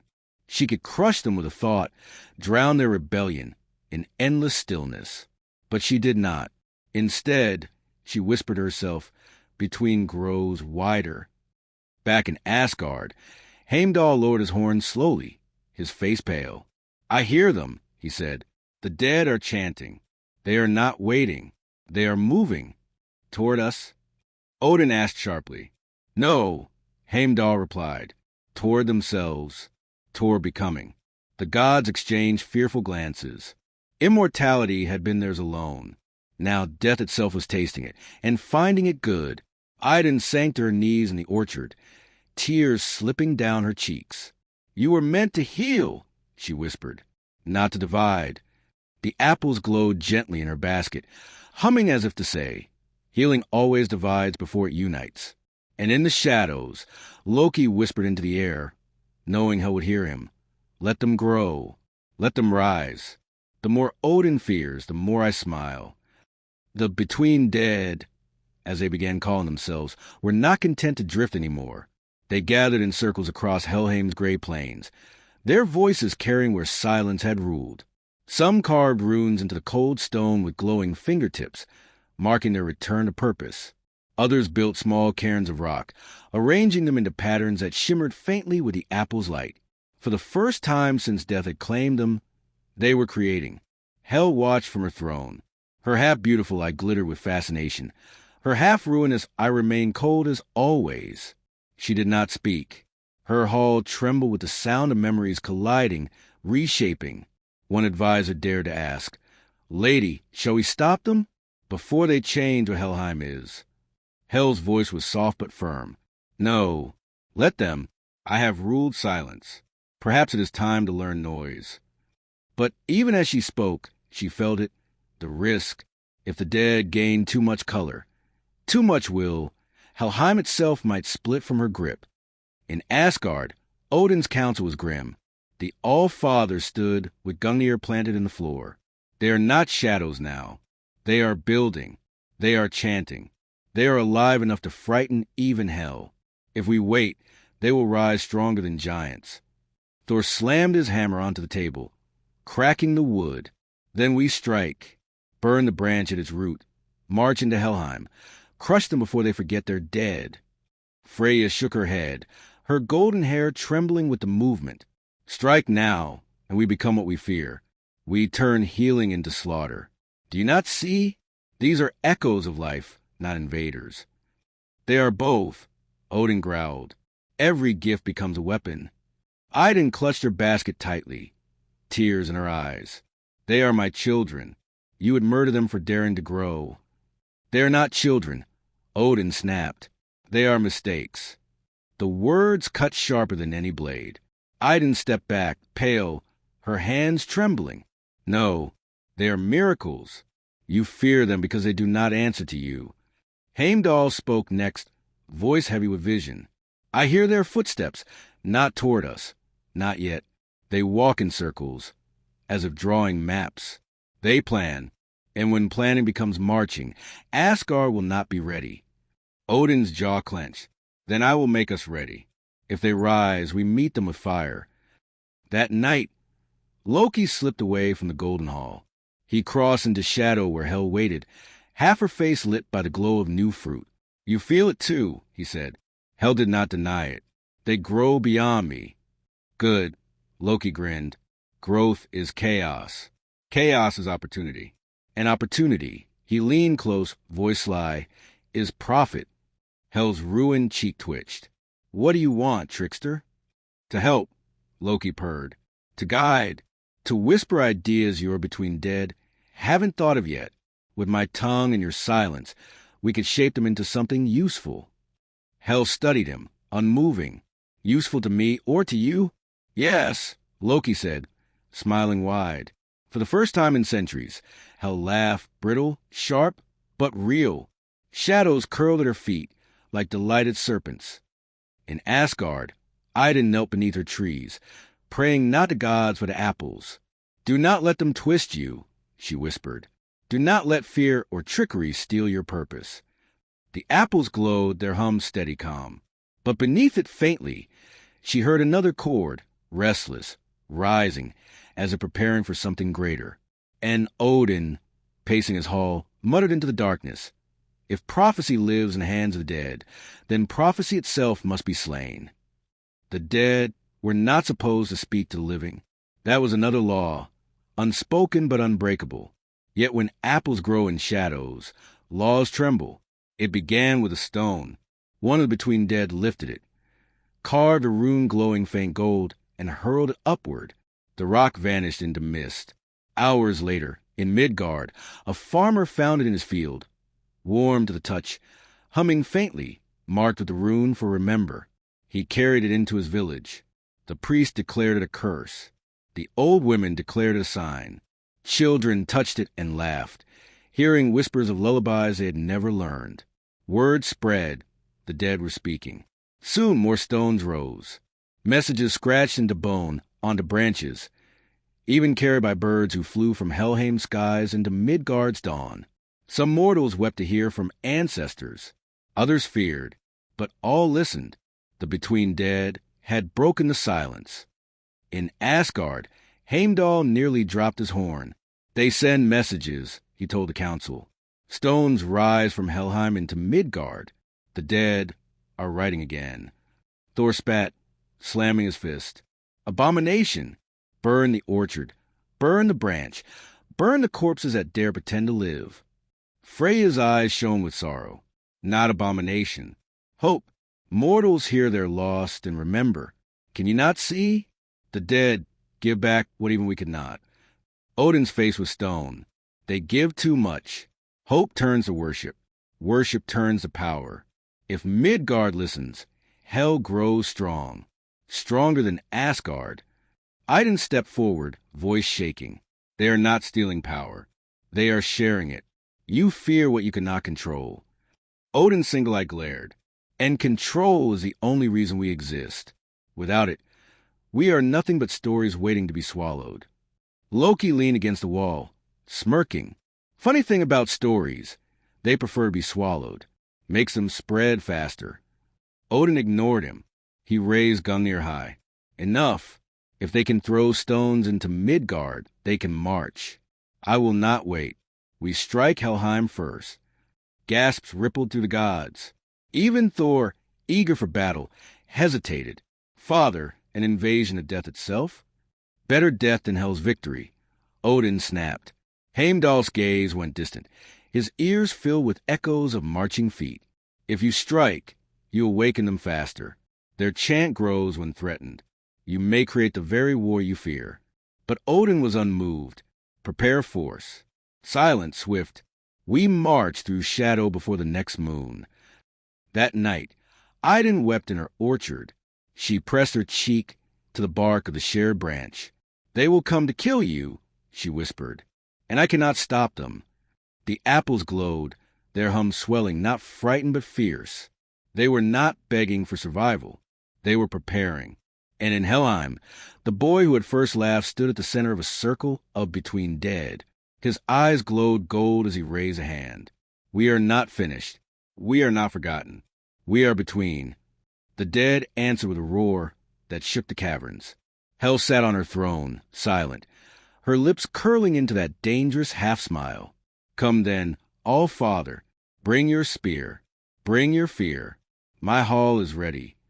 And in the shadows between realms, Loki whispered with delight, "Now we play the real game." Odin's preparations were quiet, but not invisible. He summoned only those he trusted most. Thor with his hammer, Tyr with his sword, Heimdall with his watchful ear. Together, they met in the Golden Hall long after Asgard had fallen asleep. The torches burned low, shadows leaning close to listen. "This cannot be spoken beyond these walls," Odin commanded. "We march into Helheim before the moon wanes. If the dead rise unchecked, they will topple every realm. We cut the branch, we burn the root, we scatter the orchard if we must." Thor grinned, eager. "At last!" Tyr nodded grimly. "War is cleaner than waiting." Heimdall said nothing. His silence weighed heavier than their voices. "Speak," Odin demanded. Heimdall's eyes were far away. "I hear their chant. We are between. It grows louder each hour. If you attack, it will become thunder. You may forge an army against yourself. Then we strike harder." Odin said, voice like iron. But outside the chamber, a shadow lingered, smiling. Loki had heard every word. In the orchard, Idun knelt beside the shared branch, stroking its bark as though it were a wounded child. "They plan to kill you," she whispered, "to cut you down before you've even learned what you are." The branch hummed gently beneath her touch, not with fear, but with defiance. Its leaves shivered in the starlight, glowing faintly as though rehearsing for battle. She pressed her forehead against the trunk. "I cannot stop Odin, but perhaps you can." The apples glowed brighter in her basket, the hum swelling until it drowned even her sobs. In Helheim, the between dead drilled. Yes, drilled. Circles became lines, chants became cadence. Warriors who had once fallen on battlefields now sparred again, their spectral blades glowing with the memory of steel. Farmers marched with scythes of light. Mothers carried torches that burned with memory's flame. At their center stood the boy who had first laughed, his eyes golden, his voice strong. "We are not forgotten. We are not bound. We are between." The chant rolled like thunder through caverns. The walls trembled, the shadows quaked. Hel watched from her throne, her half-smile calm, her half-ruin eye burning. One advisor trembled. "Lady, they grow dangerous, even to you." Hel's voice was soft. "Yes, that is the point." She stood, her gown dragging light and darkness across the stone. "Let Odin come. Let him bring his fear. My hall has starved long enough." In Midgard, mortals dreamed of voices calling their names. Some woke in tears, swearing their ancestors had spoken. Others claimed to see golden branches in the sky. Villages began to gather at night, chanting with words they did not understand, echoes of between drifting through mortal tongues. The orchard hum had crossed every boundary. And Loki could not stop laughing. He danced between realms, whispering to giants, murmuring to Hel, teasing Thor, feeding Odin's fury. Every word, every lie, every truth, a spark tossed into tinder. "Between," he chuckled, "between is exactly where I thrive." Odin stood on his balcony, cloak heavy, spear gleaming in moonlight. He stared into the distance where Helheim's shadow writhed against the horizon. "When morning comes," he vowed, "we march." And in the orchard below, Idun's apples hummed louder, as if daring him. The march into Helheim began without trumpet or horn. Odin demanded silence, as though sound itself might betray their intent. Thor walked at his side, hammer in hand, impatient thunder bottled in muscle. Tyr followed, jaw tight, sword gleaming faintly with justice too stern for mercy. Heimdall brought up the rear, his senses stretched thin, every footstep a warning. They passed through shadow, not a gate, not a road, but a seam in the air that tore open when Odin struck Gungnir against stone. The seam widened, spilling cold mist across their boots.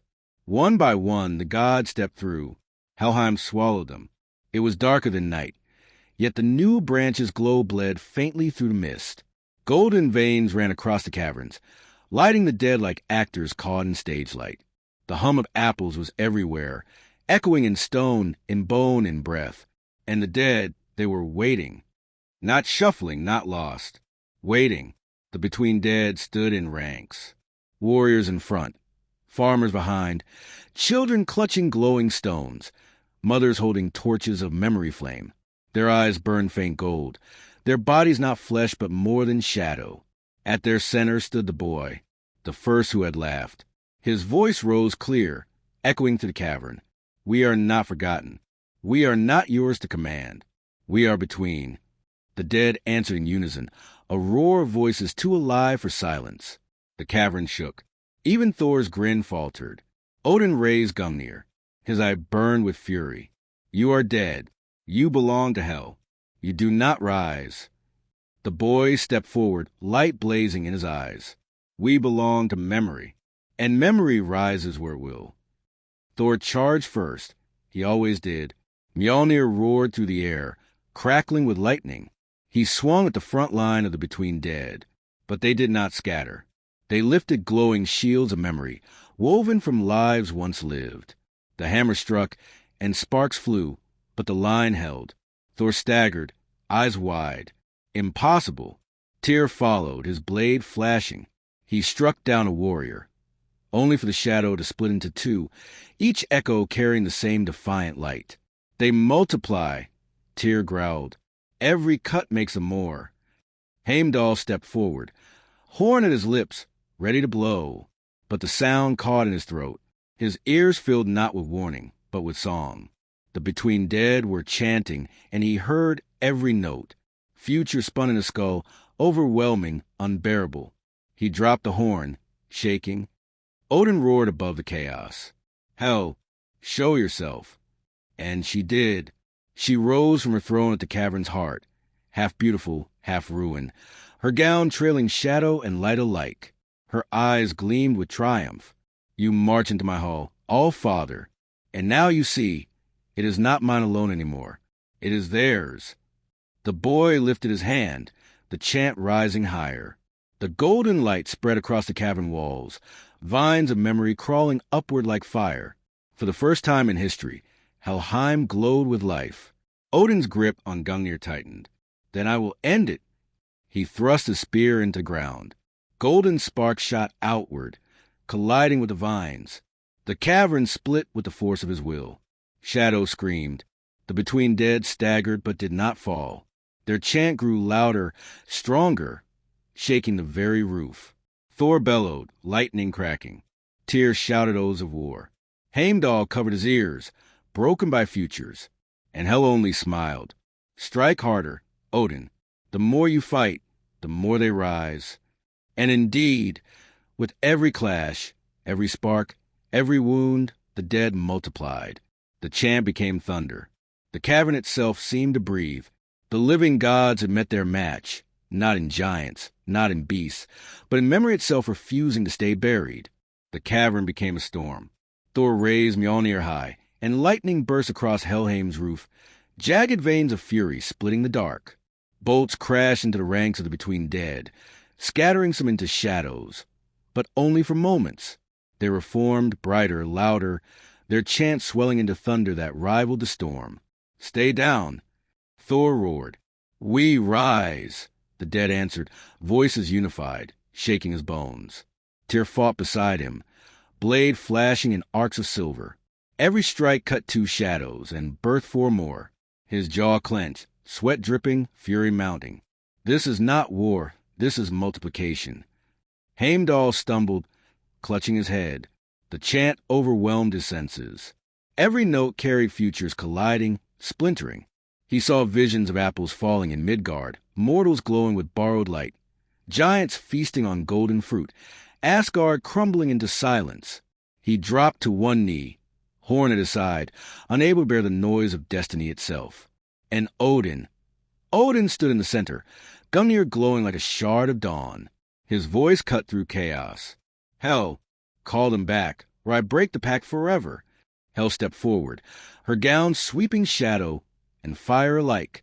Her half-beautiful face gleamed with pride, her half-ruined cheek burned with hunger. Call them back? You fool. I did not summon them. They summoned themselves. She raised her hands, and the cavern split with her power. Shadows surged like waves, bolstered by the chant of the dead. Light flared through her, not borrowed, not stolen, but reflected, magnified. She had ruled silence. Now she ruled sound. Odin hurled Gungnir. The spear blazed through the cavern, striking the earth at Hel's feet. The ground split, cracks glowing with fury. The chant wavered, but only for a heartbeat, then roared back louder. And then the apples intervened. From the shared branch above, fruit shook loose. They fell like meteors, bursting as they struck the cavern floor. Each explosion spilled waves of golden light, flooding shadows, silencing thunder, pushing gods and dead alike into stunned stillness. The boy who led the Between Dead fell to his knees, hands glowing. His voice rang above all others. We are not weapons. We are between. The chant shifted, no longer war but proclamation. The dead lifted their torches of memory higher, the light burning away mist. Thor lowered his hammer, blinking against the glow. Tyr faltered, blade heavy. Heimdall gasped as the noise of futures eased, leaving silence like mercy. And Odin staggered, his one eye filled not with rage but with recognition. For a moment, he saw Yggdrasil trembling again, roots reaching beyond, branches lifting stars. Prophecy bloomed through him, not as command, but as reminder. Hel lowered her arms, eyes narrowing. Even she seemed shaken. They do not fight for me, she whispered. They fight for themselves.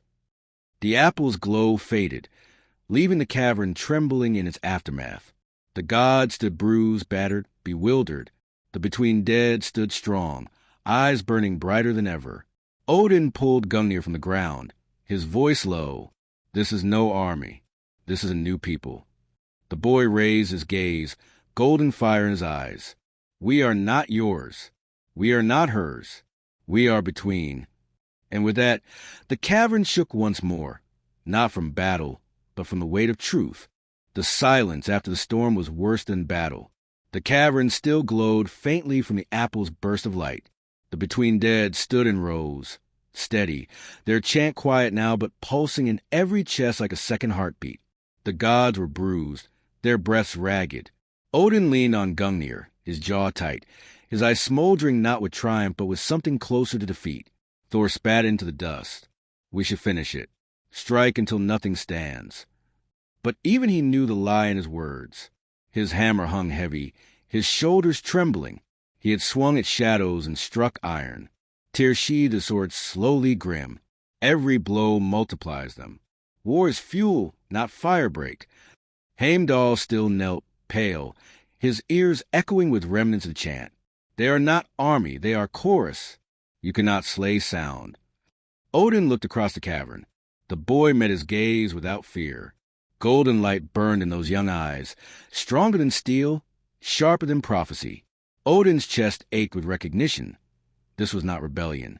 This was succession. His hand tightened on his spear. He wanted to end it. Spear to heart, thunder to silence. But even he knew, if he struck, the chant would rise higher, louder, until it filled every realm. So he turned. Enough? Odin growled. We return to Asgard. Thor balked. Retreat. Wisdom. Odin corrected. His voice cut like steel. Not surrender. Not yet. The gods gathered, limping, weary. They stepped back through the seam, leaving Helheim behind, but not unchanged. Hel stood in the cavern's center long after they were gone.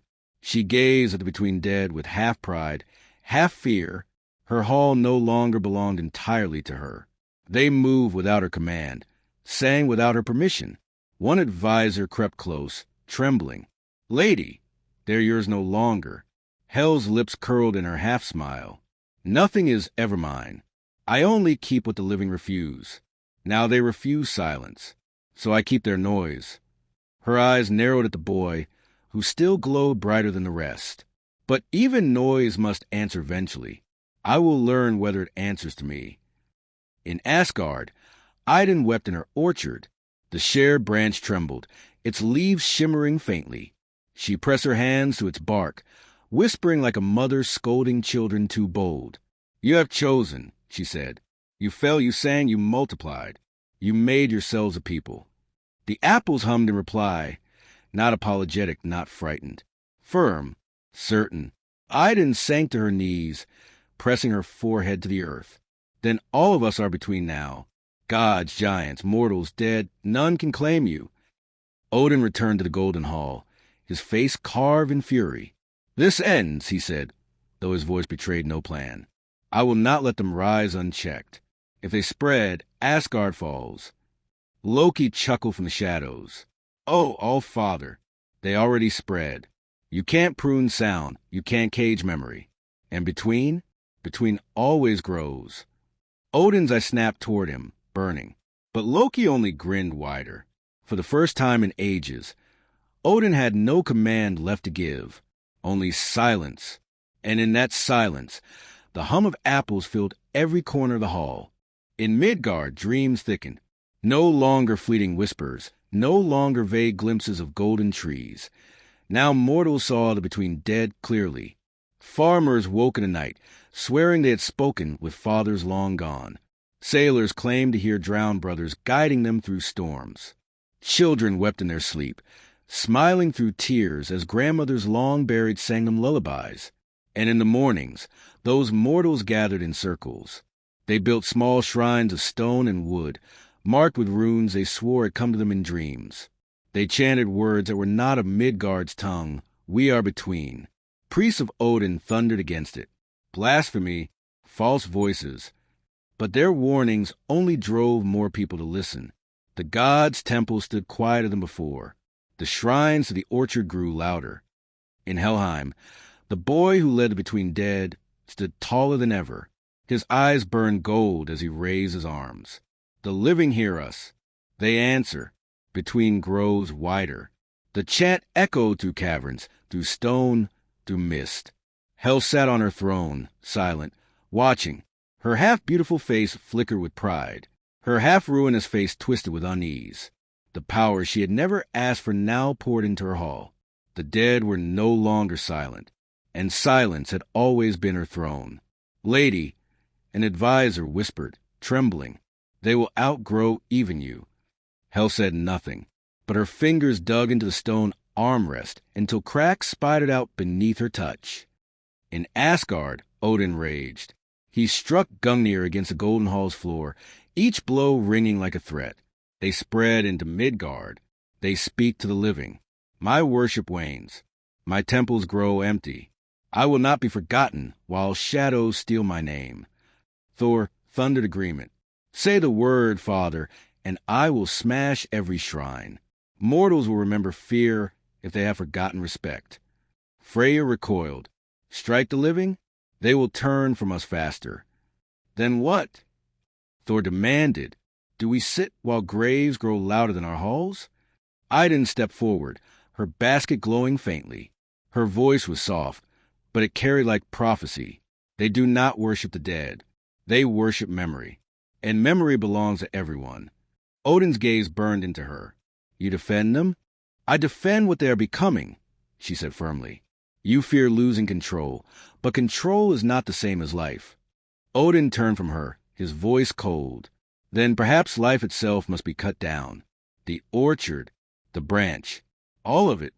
Gasps filled the hall. Even Thor froze. You would destroy Idun's grove? Odin's eye gleamed with desperate fire. Better scorched earth than stolen crown. Loki laughed from the shadows, clapping his hands like a delighted child. Oh, All-Father, I adore watching you panic. You fought giants, wolves, serpents, fire, and now you declare war on trees. Truly, history will sing your name with awe. Silence! Odin growled. But Loki only smirked wider. You can cut roots, Odin. You can burn trunks. But can you kill memory? Can you kill between? I think not. That night, Odin walked alone into the orchard. He touched one apple, its glow soft and steady. For an instant he saw a vision, mortals standing hand in hand with between dead, giants bowing their heads in reverence, hell smiling with triumph, and Asgard empty, its halls echoing with silence. He tore his hand away, gasping. I would not let it be. But the apple hummed again, as if mocking him. And somewhere in the shadows, Loki's whisper followed. You can't fight what you are destined to become part of. In Midgard, dreams thickened. No longer fleeting whispers, no longer vague glimpses of golden trees. Now mortals saw the between dead clearly. Farmers woke in the night, swearing they had spoken with fathers long gone. Sailors claimed to hear drowned brothers guiding them through storms. Children wept in their sleep, smiling through tears as grandmothers long buried sang them lullabies. And in the mornings, those mortals gathered in circles.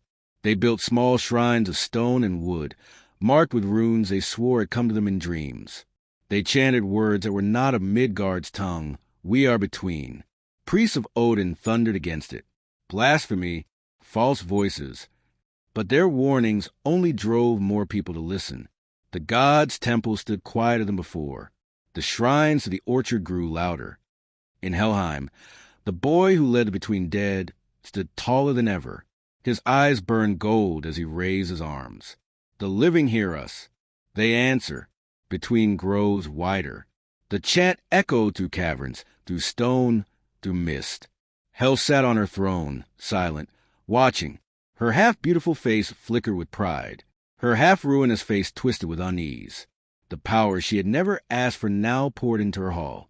The dead were no longer silent, and silence had always been her throne. Lady, an advisor whispered, trembling, they will outgrow even you. Hel said nothing, but her fingers dug into the stone armrest until cracks spidered out beneath her touch. In Asgard, Odin raged. He struck Gungnir against the Golden Hall's floor, each blow ringing like a threat. They spread into Midgard. They speak to the living. My worship wanes. My temples grow empty. I will not be forgotten while shadows steal my name. Thor thundered agreement. Say the word, Father, and I will smash every shrine.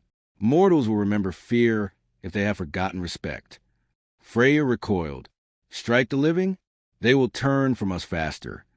Then what? Thor demanded. Do we sit while graves grow louder than our halls? Idun stepped forward, her basket glowing faintly. Her voice was soft, but it carried like prophecy. They do not worship the dead. They worship memory. And memory belongs to everyone. Odin's gaze burned into her. You defend them? I defend what they are becoming, she said firmly. You fear losing control, but control is not the same as life. Odin turned from her, his voice cold. Then perhaps life itself must be cut down. The orchard, the branch, all of it. Gasps filled the hall. Even Thor froze. You would destroy Idun's grove? Odin's eye gleamed with desperate fire. Better scorched earth than stolen crown. Loki laughed from the shadows, clapping his hands like a delighted child. Oh, Father, I adore watching you panic. You fought giants, wolves, serpents, fire, and now you declare war on trees. Truly, history will sing your name with awe. Silence, Odin growled. But Loki only smirked wider. You can cut roots, Odin. You can burn trunks. But can you kill memory? Can you kill between? I think not. That night, Odin walked alone into the orchard. He touched one apple, its glow soft and steady. For an instant he saw a vision, mortals standing hand in hand with between dead, giants bowing their heads in reverence, hell smiling with triumph, and Asgard empty, its halls echoing with silence. He tore his hand away, gasping. I would not let it be. But the apple hummed again, as if mocking him. And somewhere in the shadows, Loki's whisper followed. You can't fight what you are destined to become part of. Odin left Asgard under cloak of night. No horn sounded, no raven announced his steps. He walked alone, spear in hand, toward the place no god dared tread. The deep fissures beneath Muspelheim, where fire burned not as flame but as hunger itself. The air grew hotter with each step, until even his breath smoked in his throat. Lava hissed in rivers below. Sparks rose like lost stars. And at the chasm's edge, the guardian stirred. Surt, the fire giant, his sword taller than mountains, his eyes molten with ruin. Odin, Surt rumbled, voice like cracking earth. Why do you walk into my doom? Odin's gaze did not falter. I come to bargain for a spark of your fire, a fire that devours roots, not branches, a fire that silences hums, not hearts. Surt's laughter shook the ground. You seek Ragnarok's ember. You ask for the end. I ask for control, Odin said coldly, even if it costs the end. Surt studied him, amused. Careful, all-father. Fire given does not return, and once planted, it grows beyond even your hand. Still, Odin held his spear firm. Then give me what I seek. Better the world burned by my choice than rot by theirs. And Surt, smiling with the joy of ruin, lowered his sword. A single ember leapt from his blade into Odin's waiting palm. It burned without consuming, but its heat was older than stars. Odin clenched it, jaw tight, knowing he now carried apocalypse in his fist. In Asgard, Idun stirred from restless sleep. Her orchard screamed, not with sound, but with silence so sudden it crushed her lungs. She stumbled into the grove, gasping. The apples glowed wildly, their hum discordant, panicked. What is it? She cried. What has he done? The trees shivered as though struck by storm. Roots writhed beneath the soil, leaves flared like sparks. Apples pulsed in unison, their glow sharp, not soft. And Idun understood. He has fire, she whispered. He has brought doom itself against you. The orchard's hum shifted, not pleading, not afraid, preparing. Apples fell from branches, rolling into circles around the trunks. They glowed brighter, humming louder, weaving their light together into patterns across the grass. Sigils formed, runes older than Odin's reign, older even than Yggdrasil's first sprout. Idun staggered back, eyes wide. You defend yourselves. The trees swayed though no wind blew, their glow rising higher, brighter, until it painted the sky in gold. In Helheim, the between dead lifted their torches as the glow reached them. The boy raised his voice, golden fire in his gaze. They prepare. The orchard itself fights. The chant rose, not of defiance but of unity. We are between. Hel watched, her ruined cheek twitching, her bright eyes sharp. The trees claim what gods cannot. If Odin brings fire, he may find ash, but not the ash he chooses. And in Midgard, mortals woke beneath skies glowing faintly gold. Farmers, sailors, children, all whisper the same words in their sleep. Between, between, between. Far below Muspelheim's chasm, Surt laughed as Odin departed with his ember. You think fire obeys, he rumbled into the dark. But fire never obeys. It only spreads. And in the orchard, Idun pressed her hands to the earth, tears streaming down her face. Please, she begged, do not let him kill you. The apples answered with their hum, steady, defiant, unbreakable. We will not. Odin returned to Asgard with his hand closed tight around the ember. None saw it, none felt it, but all knew something followed him. The air was heavier, the night darker, as if stars bent away from his shadow. He entered the golden hall, and the gods rose. Thor's eyes narrowed. Father, what have you brought? Odin opened his hand just enough to reveal a glow no fire should hold.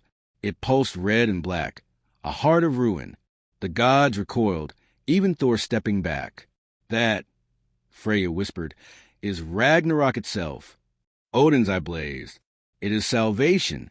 With this ember, I burn the orchard, its roots, its branches, its fruit. The between dead vanish. Mortals forget their dreams. Hel's hall returns to silence. Orders restored.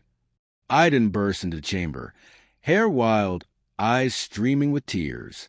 She fell to her knees before him. Please, Odin, do not light that fire. The orchard is not your enemy. Odin's jaw tightened. It is every enemy. It feeds hell, it tempts mortals, it defies me. Would you have me wait until it consumes all? Idun shook her head, clutching her basket. The orchard consumes nothing. It awakens. It remembers. If you kill it, you kill memory itself. Then memory dies. Odin snapped. But outside the hall, the orchard stirred. The trees swayed, though no wind moved. Apples pulsed brighter, their glow weaving into patterns across the grove. Circles of light expanded outward, linking branch to branch, root to root. The hum rose, layered, intricate, not song, not chant, but language. Idun gasped, stumbling to her feet. They speak. The gods rushed outside, and there, before their eyes, the orchard's glow took form.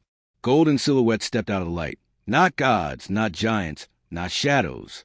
They were woven from memory itself, shaped like those who had eaten the fruit, glowing with lives half remembered. Faces of mortals long gone. Warriors, mothers, children, poets, all shimmering, all real. Thor raised his hammer. What trick is this? Idun shook her head. Not trick. Defense. The orchard had birth guardians. They stood in silence, their eyes golden, their hands steady. No weapon gleamed, but the weight of countless memories pressed heavier than steel. Odin's fist clenched tighter around the ember. Phantoms, he spat. But Heimdall's voice was hushed, awed. No, All-Father. They are echoes. The orchard calls its own army. The golden silhouettes turned their gaze on Odin. Their hum rose in unison, vibrating through earth and sky, rattling the spear in his hand, dimming the ember in his palm. For the first time since he had stolen the ember, Odin felt doubt. Idun stepped forward, voice trembling but strong. You see? They will not burn. They will not bow. They will stand. The orchard's guardians raised their hands. Light spilled outward, wrapping the grove in a shield no fire could breach. Odin lowered his spear, his eye dark with fury. So the trees defy me. Then war it is. But the orchard only hummed louder, the guardian standing taller, unafraid. And far below, in Helheim, the boy who led the Between Dead felt the hum in his chest. He raised his hand, his people echoing him. The orchard stands. So do we. Hel smiled faintly, her half-beautiful eye bright. And now, All-Father, you find your fire useless. Odin closed his fist again, the ember burning against his skin. He would not release it. Not yet. But for the first time, he knew he was not the only one holding a weapon. Odin stood at the edge of the orchard, the ember of Ragnarok clenched in his fist. Its heat pulsed up his arm, whispering ruin into his bones. Around him, the orchard's guardians shimmered, golden silhouettes of mortals long gone, their eyes glowing with memory's fire. They did not attack. They did not kneel. They only stood. It infuriated him more than resistance. Defiance without violence was harder to crush. Thor shifted uneasily, hammer in hand. Father, let me strike. One blow, and these shades scatter. Odin shook his head. They will not scatter. They multiply. As shadows did in Helheim, these echoes will do here. Every strike feed them. Freya spoke softly, but her voice carried. Then you see, you cannot win this war. End the fire, Odin, end the ember before it ends you. Odin's jaw locked. I am the All-Father. I end nothing unless I choose it. In Helheim, Loki's voice drifted like smoke through the caverns. He leaned against the throne's armrest, grinning at Hel. You see what your children do? They stand against Odin without a blade lifted. The old fool quakes because he cannot strike without making them stronger. Hel's half-beautiful face stayed calm, but her ruined cheek twitched. They are not my children. They are their own. All the better, Loki purred. Children that own no mother, no father, no master, except the whispers they trust. And whispers, my dear, are what I do best. Hel narrowed her eyes. You would use them? I would guide them, Loki said with a sly smile. Toward chaos, toward freedom. Call it what you will. But understand, with me, between becomes everywhere. Hel said nothing, but she did not tell him to stop. And in Asgard, Loki's other voice, for he was never only in one place, Lean close to Idun's ear. You see what Odin clutches, don't you? Fire older than stars. He'll burn your children if you don't act. If you want to save them, you'll need more than tears. You'll need cunning. You'll need me. Idun's hands tightened on her basket. Why should I trust you? Because, Loki whispered, the orchard already does. They chose between, and between is my kingdom. You want them safe? Then play the trickster's game. She turned her face away, trembling, but the apples in her basket pulsed brighter, as though agreeing with him. The guardians stood firm, their hum deepening, weaving into patterns that made the very air thrum with weight. Odin felt it pressing into his chest, forcing his heart to race. He stared at the ember in his hand, his fury warring with something he hated more than death, hesitation. Why do you stand? He demanded of the guardians. His voice cracked like thunder. Why do you defy me? And from the golden silhouettes came a single answer, spoken not with lips but with memory itself. Because we are not yours. Odin staggered back as if struck. Thor stepped closer, uncertain. Freya covered her mouth. Heimdall lowered his eyes, hearing future splinter. The ember in Odin's hand pulsed brighter, urging him to unleash it, to end this, to burn everything. But his fingers would not open. Not yet. Far away, in every realm, the hum spread. Mortals dreamed brighter. Giants stirred uneasily. Even dwarves in their forges paused at the strange golden rhythm echoing in stone. The orchard was no longer in one place. It was everywhere. And Loki, laughing softly to himself, whispered into the night, "Now the game begins." The ember pulsed in Odin's fist like a living heart. Each beat whispered a promise. Unleash me, and all will end. Unleash me, and order returns. His knuckles whitened, sweat beading on his brow. Around him, the orchard's guardians stood unmoving, their golden light steady, their silence louder than thunder. Thor's voice broke the stillness. Father, why wait? Cast it now. Burn them before they spread further. But Freya shook her head, her voice low but sharp. Do you not see?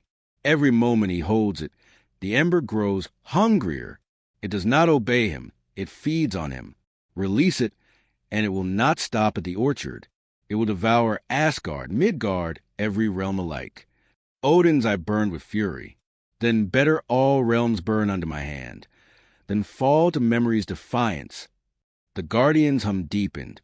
Their golden silhouettes began to shift, forming not just shields, but shapes of command. Figures taller, brighter, voices resonant. Leaders born from echoes. One stepped forward. The boy who had first laughed in Helheim. Now his light burned brighter than the rest, his gaze fixed on Odin. You cannot burn what already lives in every heart. You cannot kill what remembers. Odin staggered. The ember flared hotter, tempting him to silence the boy forever. In Helheim, Loki lounged across Hel's throne like a cat too confident to be struck. There he is, Loki purred. Your shining little leader. A child of laughter turned prophet of memory. Do you see how easily he claims what he never asked for? Hel's ruined cheek twitched. Her bright eye narrowed. He leads without crown, without throne, without fear. My hall shifts beneath him. If I crush him, the rest will rise twice as strong. Then, don't crush, Loki whispered. Shape, guide, whisper into his ear what you want him to believe is his own thought. That's what I do. That's how I've lived since before Asgard even learned to stand. Hel's silence lingered long, but her lips curved, faintly, dangerously. And in Idun's orchard, the trees quivered. Apples fell one by one, glowing brighter than ever before. Idun caught one in her hands, trembling as its hum poured into her bones. She heard words not spoken, only felt. Leaders rise when guardians are not enough. She looked into the glow, horrified and awed. You mean to create rulers. Not gods, not dead, something between. The apple pulsed in her palm, confirming. She clutched it to her chest, tears spilling. Then nothing will ever be the same again. Odin lifted the ember high, his voice breaking the night. If you rise as leaders, then I end you as kings. No realm shall bow to memory while I breathe. The guardians raised their hands in unison, golden fire blazing. The boy's voice rang clear above all. Then you will fight forever, for we do not bow. The air split with a clash of fire and memory, Odin's ember blazing against the orchard's glow. For an instant, the sky itself tore, showing every realm trembling under the weight of what was coming. And in the rip between fire and light, Loki laughed, his voice carrying into every ear, every soul. Between was choice. Now between is war. Odin raised the ember high, his fist glowing like a sun too close to burn. Its heat seared his palm, but he did not flinch. His voice thundered across the orchard. With this fire I end you. The ember burst open in his hand, flames black and red spilling outward, coiling like serpents hungry for wood and root. The orchard groaned as heat swept across the grove. Leaves shriveled, grass curled, branches cracked beneath the weight of ruin. But the guardians did not falter. They stepped forward, golden silhouettes brightening against the firestorm. Their hum deepened into a roar, not rage, but memory itself refusing erasure. Each voice wove into the next, until the orchard shone like a living wall of light. The flame struck and broke. The ember's fire hissed and clawed, but every strike dissolved into memory's glow. Every spark was swallowed by echo, every wave of heat silenced by song. The orchard's roots pulsed golden, shoving the flames back, forcing them to twist on themselves. Odin staggered, his hand blistering. He bellowed in fury, "Obey me!" But the fire no longer belonged to him. The ember flared brighter, writhing free of his grasp. It rose above him, spinning in the air, no longer tool but master. Thor shouted, raising his hammer. "Father, it escapes!" Freya cried out, shielding her face. "You've lost it." The fire burned for itself. Across the realms, the cracks began. In Jotunheim, glaciers split with sudden thunder, rivers boiling from within. Giants roared in fear and rage, knowing the ember's hunger was loose. In Midgard, mortals looked up as the sky bled red for an instant. Clouds streaked with fire and gold. Children clung to mothers. Priests fell silent. Shrines to the orchard glowed brighter, as though bracing against collapse. In Helheim, the between dead fell to their knees, not in defeat, but in awe. The boy raised his hands, golden light bursting from his chest. "We will not burn. We are between." The chant shook caverns, louder than ever, drowning even the ember's hiss. Hel rose from her throne, her bright eye burning, her ruined cheek twisting in delight. "Yes," she whispered. "Let fire and memory tear the realms apart. Let them bleed into each other." "At last," Helheim breathes.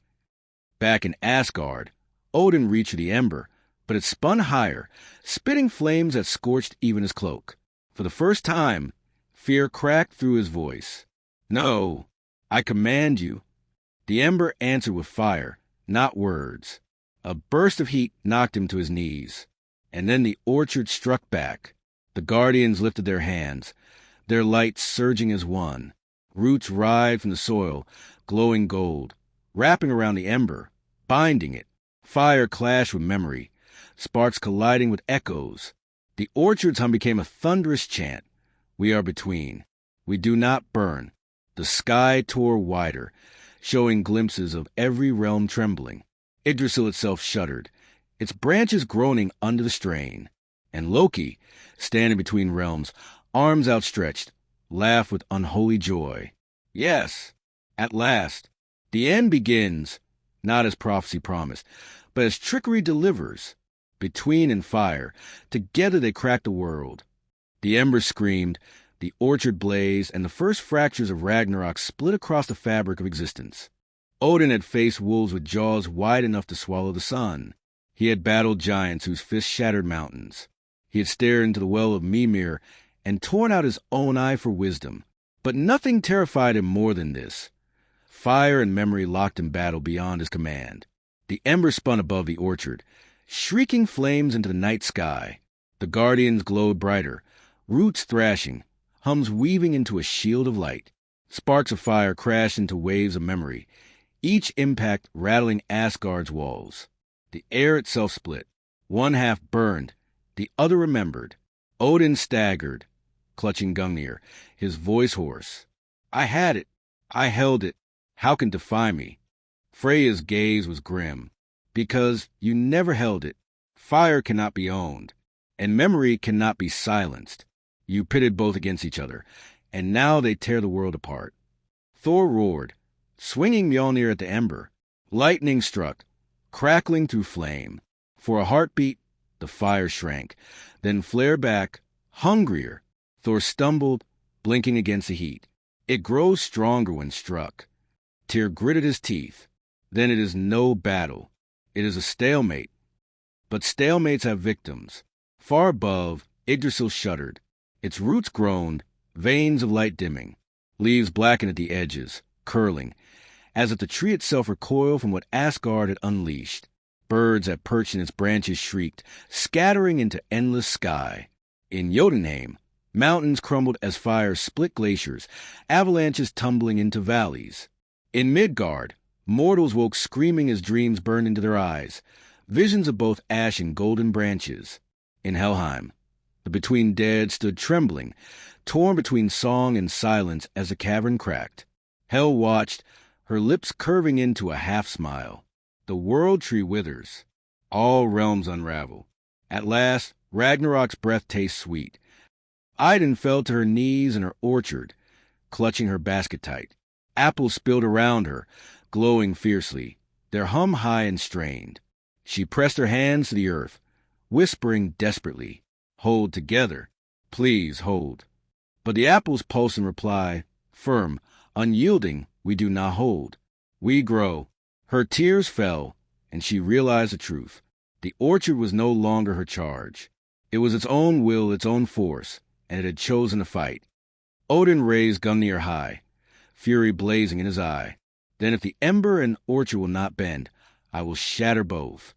But as he prepared to strike, Heimdall gasped, collapsing. His ears rang with futures unraveling at once, threads tangling beyond repair. "Stop," he cried. "Every blow you land rips another root from Yggdrasil. One more strike and the tree may fall." The gods froze. Even Thor hesitated. The orchard hummed louder. The ember flared hotter. The air between them screamed. Odin's hand trembled.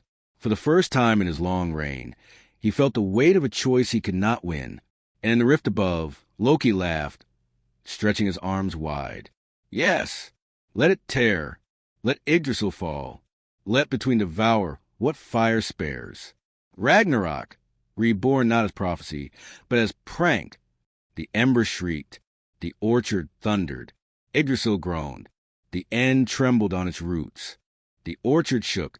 The ember screamed. Yggdrasil groaned. Every breath in Asgard tasted of ash and gold. The sky split with seams of fire, and roots below writhed with light, their glow flickering like a heart in panic.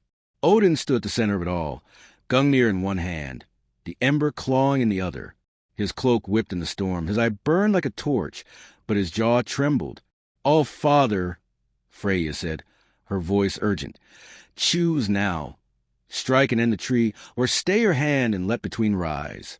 Delay no longer, or the realms will collapse on their own." Thor's voice thundered with fury. "Burn them, Father. Better ask than defiance. Give me the word, and I'll swing Mjolnir until nothing remains but smoke." Heimdall's knees buckled, vision stabbing into him. He saw fire devour branches, saw roots crumble into void, saw mortals screaming beneath skies without stars. His voice cracked. "If you burn, you end all. If you stay, you lose all. There's no path that does not wound." Idun staggered forward, tears streaking her cheeks, her basket clutched like a shield. She fell at Odin's feet. Then, bargain, if you cannot kill them, and you cannot ignore them, then speak to them. For once in your long reign, do not command, ask. Her words cut deeper than any blade. Odin's grip on Gungnir faltered. The guardians stepped closer, their golden light steady, their hum weaving into a sound almost like breath. From among them, the boy, the first to laugh, emerged, his glow fierce, his voice calm. "You tried fire, you tried spear, you tried fear. None prevail. So now you face the truth. We do not bend, because we are not yours to bend." Odin's eye blazed. "Then what do you demand? If you would stand between, speak your price. The boy raised his hand, and every guardian's voice joined his. The orchard itself seemed to hum the words. We do not demand. We remember. Share memory and we live.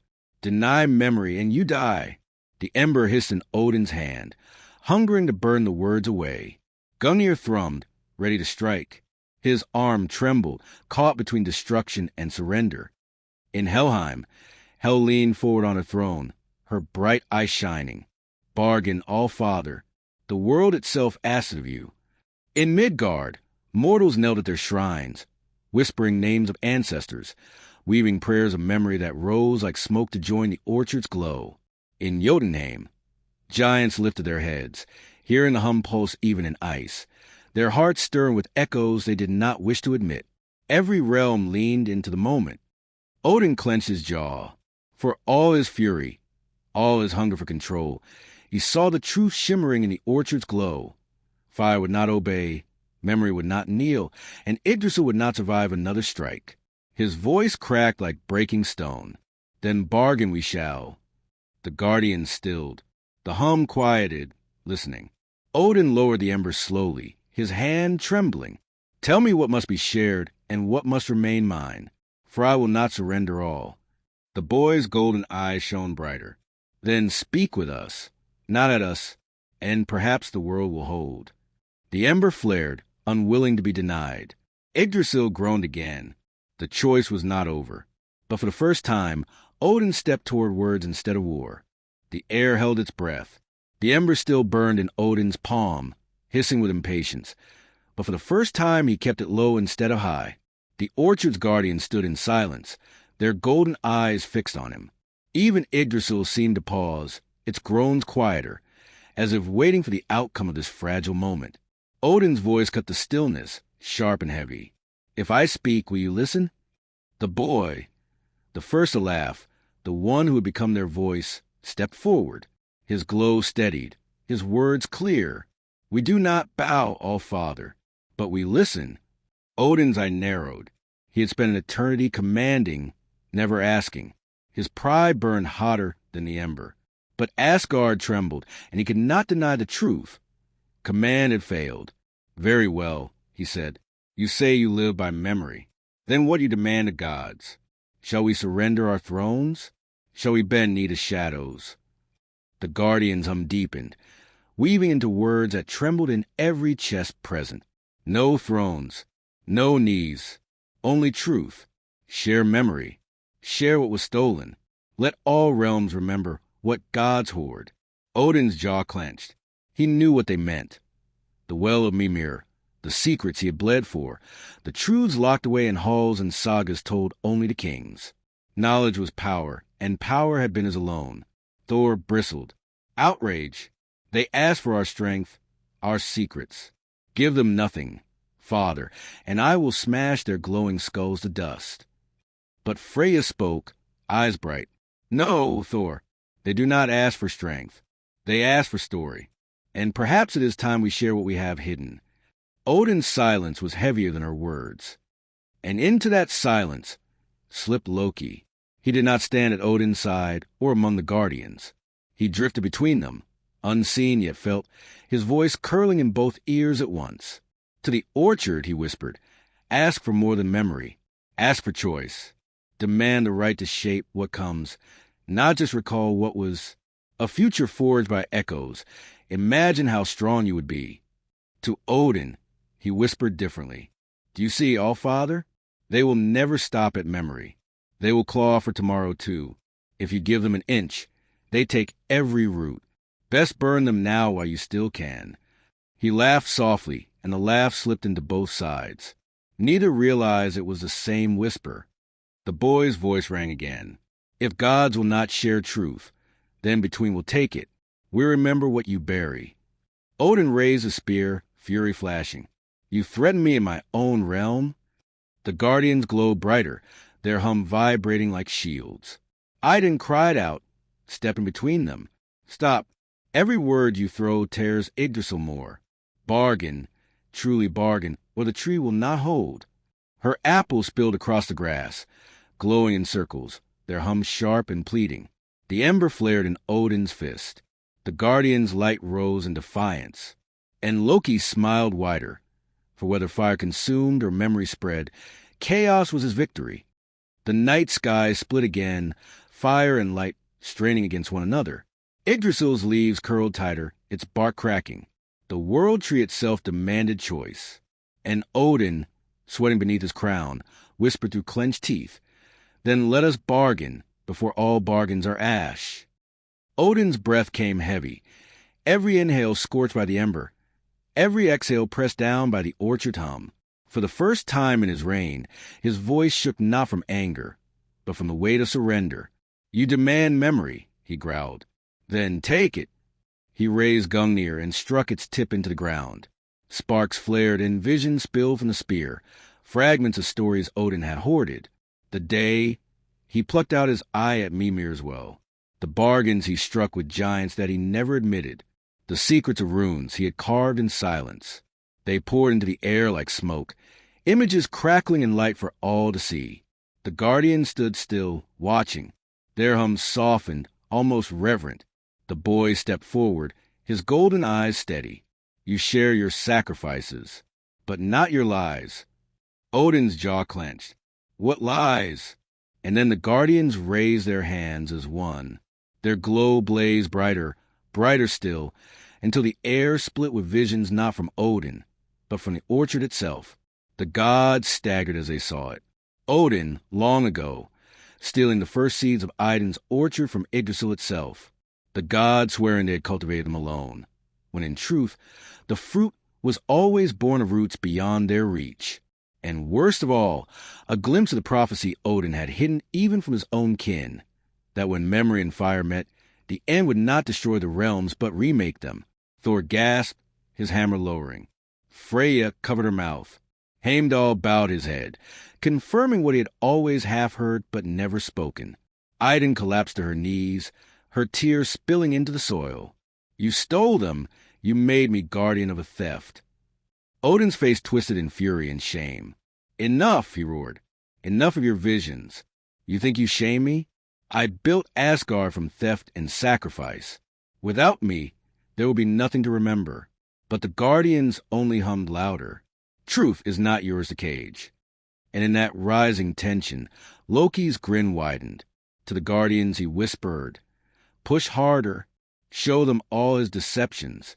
Show mortals, show giants. Let the sky itself burn with his shame." To Odin he hissed, "See?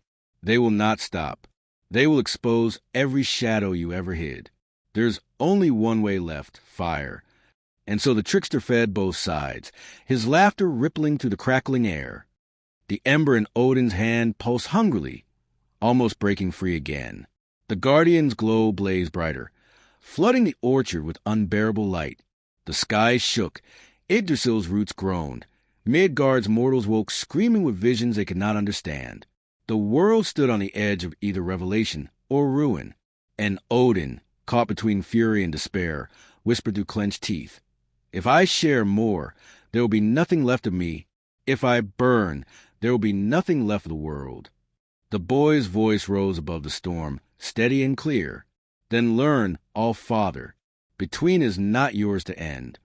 The orchard thundered in agreement, its hum shaking the ground. The ember hissed. The spear trembled. Loki laughed. The choice was no longer Odin's alone.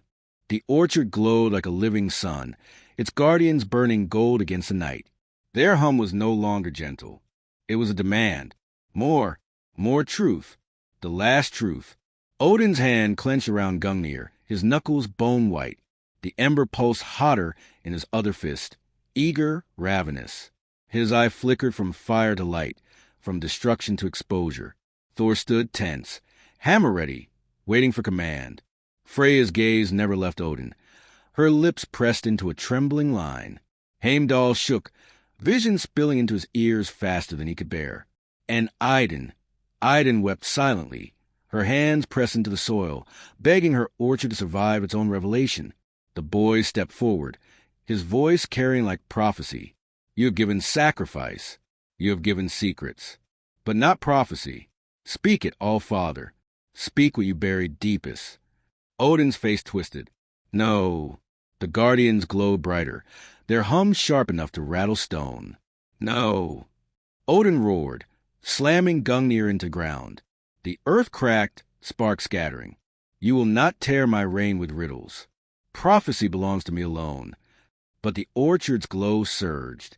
Leaves flared like fire. Roots thrashed beneath the soil. The guardians lifted their arms, their voices uniting into thunder. Truth is not yours to hoard.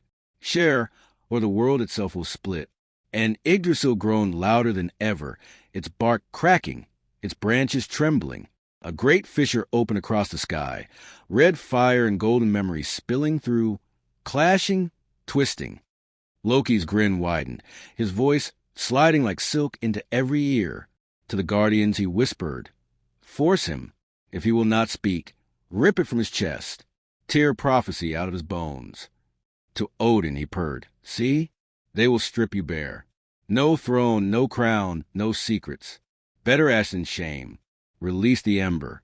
Burn them all." And his laughter threaded into both sides, invisible, irresistible. The boy raised his glowing hand, his eyes steady. "All Father, you buried it for fear. You hid it for pride. But prophecy is not yours to chain. Speak, or between will take it without you." Odin's breath came ragged, fury and despair clawing his chest. "If I speak, I end myself. If I burn, I end all." The guardian's hum rose higher, golden fire licking the sky. The ember shrieked in his hand, black flame clawing at the orchard's glow. And Yggdrasil cracked again, louder, a sound that split every realm. Midgard's mortals fell to their knees, hearing it in their dreams. Giants in Jotunheim stumbled as glaciers fractured. Even Helheim trembled, shadows quaking under golden fire. The world tree itself demanded resolution. And Odin, shaking, teeth bared, whispered the words he had dreaded for an age. "If I speak the prophecy, the end begins." The boy's eyes blazed brighter. The end has already begun. The guardians roared in agreement. The ember howled. Loki laughed. And Yggdrasil's first branch shattered, splinters falling like meteors across the realms. Odin stood shaking, his knuckles white on Gungnir, the ember burning like a black sun in his fist. The guardians glowed, their hum relentless. Yggdrasil groaned above them, bark splitting, leaves withering, roots thrashing, the end pressing on every side. At last, Odin lifted his head, his voice cracked like stone splitting. "You demand prophecy? Then hear it and choke on it." The guardians fell silent. The orchard hushed. Even the embers stilled, waiting. Odin's voice thundered across the realms. "When fire meets memory, the realms will crack. When gods resist, the tree will wither. When mortals answer, the dead will rise.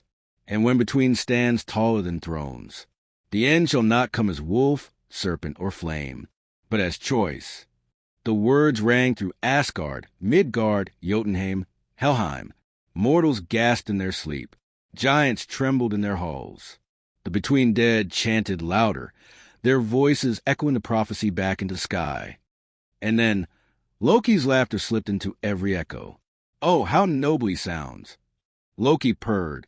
"But do you hear what he hides? Choice, yes. But whose choice? Not yours, mortals. Not yours, dead. Not even yours, orchard. No, no. The prophecy means his choice. Odin's. He still clutches the ember. He still clings to the spear. He will choose to burn you all if you let him." Gasps rippled through the guardians. The boy's golden eyes flared, anger trembling in his voice. "Lies!" But Loki was already whispering to Odin, his words sharper. "See how they doubt? Even when you give them truth, they spit it back. You cannot share prophecy. It makes you weak. Only fire can silence them now. Release it. Burn between before it crowns itself king." The trickster's voice slithered into both ears, setting flame and memory against each other once more. Odin roared, lifting the ember high, its black fire bursting outward. The guardians lifted their hands, their light blazing to meet it. The clash split the sky, sparks of ruin and echoes of memory colliding, raining down across the realms. In Midgard, mortals woke screaming, their shrines blazing with both fire and golden glow. In Jotunheim, mountains split as frost boiled from within. In Helheim, the between dead lifted their torches, chanting louder than the roar of flame. And high above, Yggdrasil cracked again, splinters of its branches falling like burning stars. Freya wept, tear cursed. Heimdall clutched his head, visions fracturing. Idun cried out, her basket spilling apples that glowed brighter than suns. Odin's prophecy was spoken. The end was unleashed, and still no side yielded. The boy raised his voice above the storm. You call this prophecy an end? We call it beginning. Between does not burn, between grows. The guardians roared with him, their hum shaking the earth. Odin bellowed in rage, thrusting the ember forward, then grow into ash. And Loki, arms outstretched, laughed so loudly that his voice carried through every realm. Yes, let the tree crack, let the fire spread, let memory defy. This is Ragnarok reborn, not wolf, not serpent, but choice. And I will be the only one who wins it. The ember shrieked, the orchard thundered. Yggdrasil split wider. The end, or the beginning, drew closer. The ember howled, the orchard thundered, and Yggdrasil shuddered as if its very veins bled. Above Asgard, the sky tore open.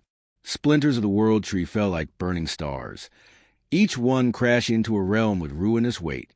The air itself screamed with a strain of fire locked against memory. Odin roared, thrusting the ember forward. Black flames surged like a storm. The guardians raised their hands, golden light blazing brighter than ever. The orchard hum deepened into a chant so powerful it shook mountains. The two forces clashed, and Yggdrasil paid the price. In Midgard, farmers woke to find their fields split in two, entire rivers swallowed by sudden chasms.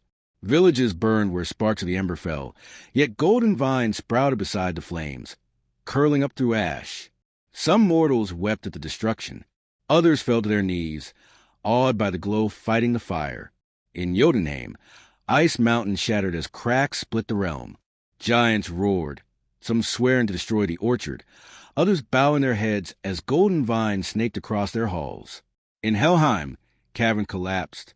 Shadow screamed, but the between dead stood firm, chanting louder, their torches blazing brighter.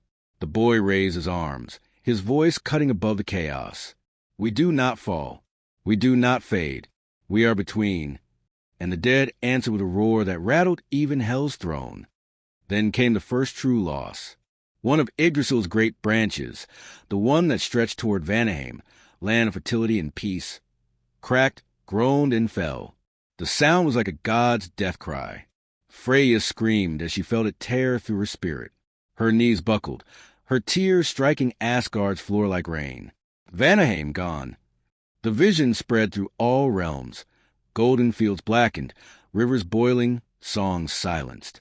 A world had died in an instant, consumed not by wolf or serpent, but by the clash of ember and memory. Odin fell to one knee, clutching his chest. His eye burned with fury and grief. This is the cost of your defiance, he shouted at the guardians. But the boy's golden gaze did not falter. No, All-Father, this is the cost of your fear. The guardians hummed louder, their voices weaving with the orchard's roots, trying to hold the tree together even as branches snapped. Idun sobbed, clutching her basket to her chest. They cannot hold forever. Yggdrasil bleeds. If more branches fall. Heimdall groaned, visions piercing him. They will. If the ember burns again, Midgard itself will split. If the orchard resists harder, Jotunheim will drown. The balance cannot hold. Thor slammed his hammer to the ground. Then we end it. Father, release the ember in full. Better all burn than all rot. Freya struck him, fury in her tears. Silence, fool. More fire means more death. The gods turned on each other, their voices clashing as loud as the storm. And in the shadows, Loki laughed. His voice slithered into every heart. To Odin, strike harder, let all branches fall and rule the ashes. To the guardians, resist stronger, let all realms crack and rule the ruins. To Hel, watch and smile, for silence and noise will both feed your throne. He stretched his arms wide, watching the world tree crack. Yes, let choice be the new wolf, the new serpent, the new doom. Ragnarok is not coming. It is here. The ember flared black. The orchard thundered gold. Yggdrasil screamed. And above all, silence fell. The silence of something dying that could never be remade. The first branch was gone, and the next might fall. Odin staggered to his feet, his face lit by the glow of the embers spinning above the orchard. Its flames clawed outward, black and red, hungry for roots and stars alike. His voice cracked with fury and desperation. No, you are mine. You obey me. With a roar, he thrust Gungnir into the air. The spear's point caught the ember, pulling it back down like a chained beast. Sparks spat across the grove as Odin dragged the fire into his grip, its weight burning through his bones. His hand shook, but he held it close to his chest. Thor cheered. Yes, father, show them who commands. But Freya recoiled, her eyes wide. No, he doesn't command it. It consumes him. Can't you see? Indeed, Odin's skin blackened where the ember pressed against his palm. Smoke curled from his cloak, and yet he grinned through the pain. If it takes me to end them, then so be it.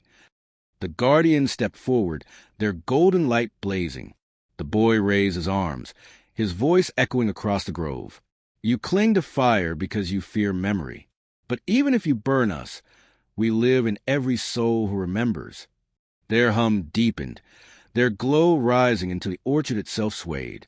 Roots shot upward, glowing like spears of gold, wrapping around Odin's legs. The All-Father roared, striking them aside with Gungnir, but more roots came, weaving tighter, pulling against the ember's heat. The clash shook Yggdrasil again. Above, another branch groaned.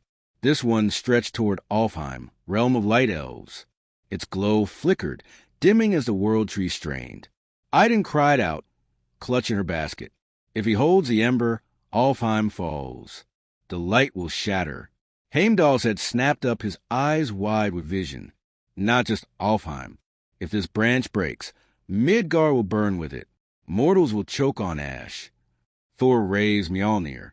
Then we strike them down before the branch snaps. Freya shoved him back. And break Yggdrasil faster? Do you not see? Every blow feeds a fracture. The gods shouted, their voices clashing as fiercely as fire and light. In Helheim, the Between Dead lifted their torches higher, chanting through the quake.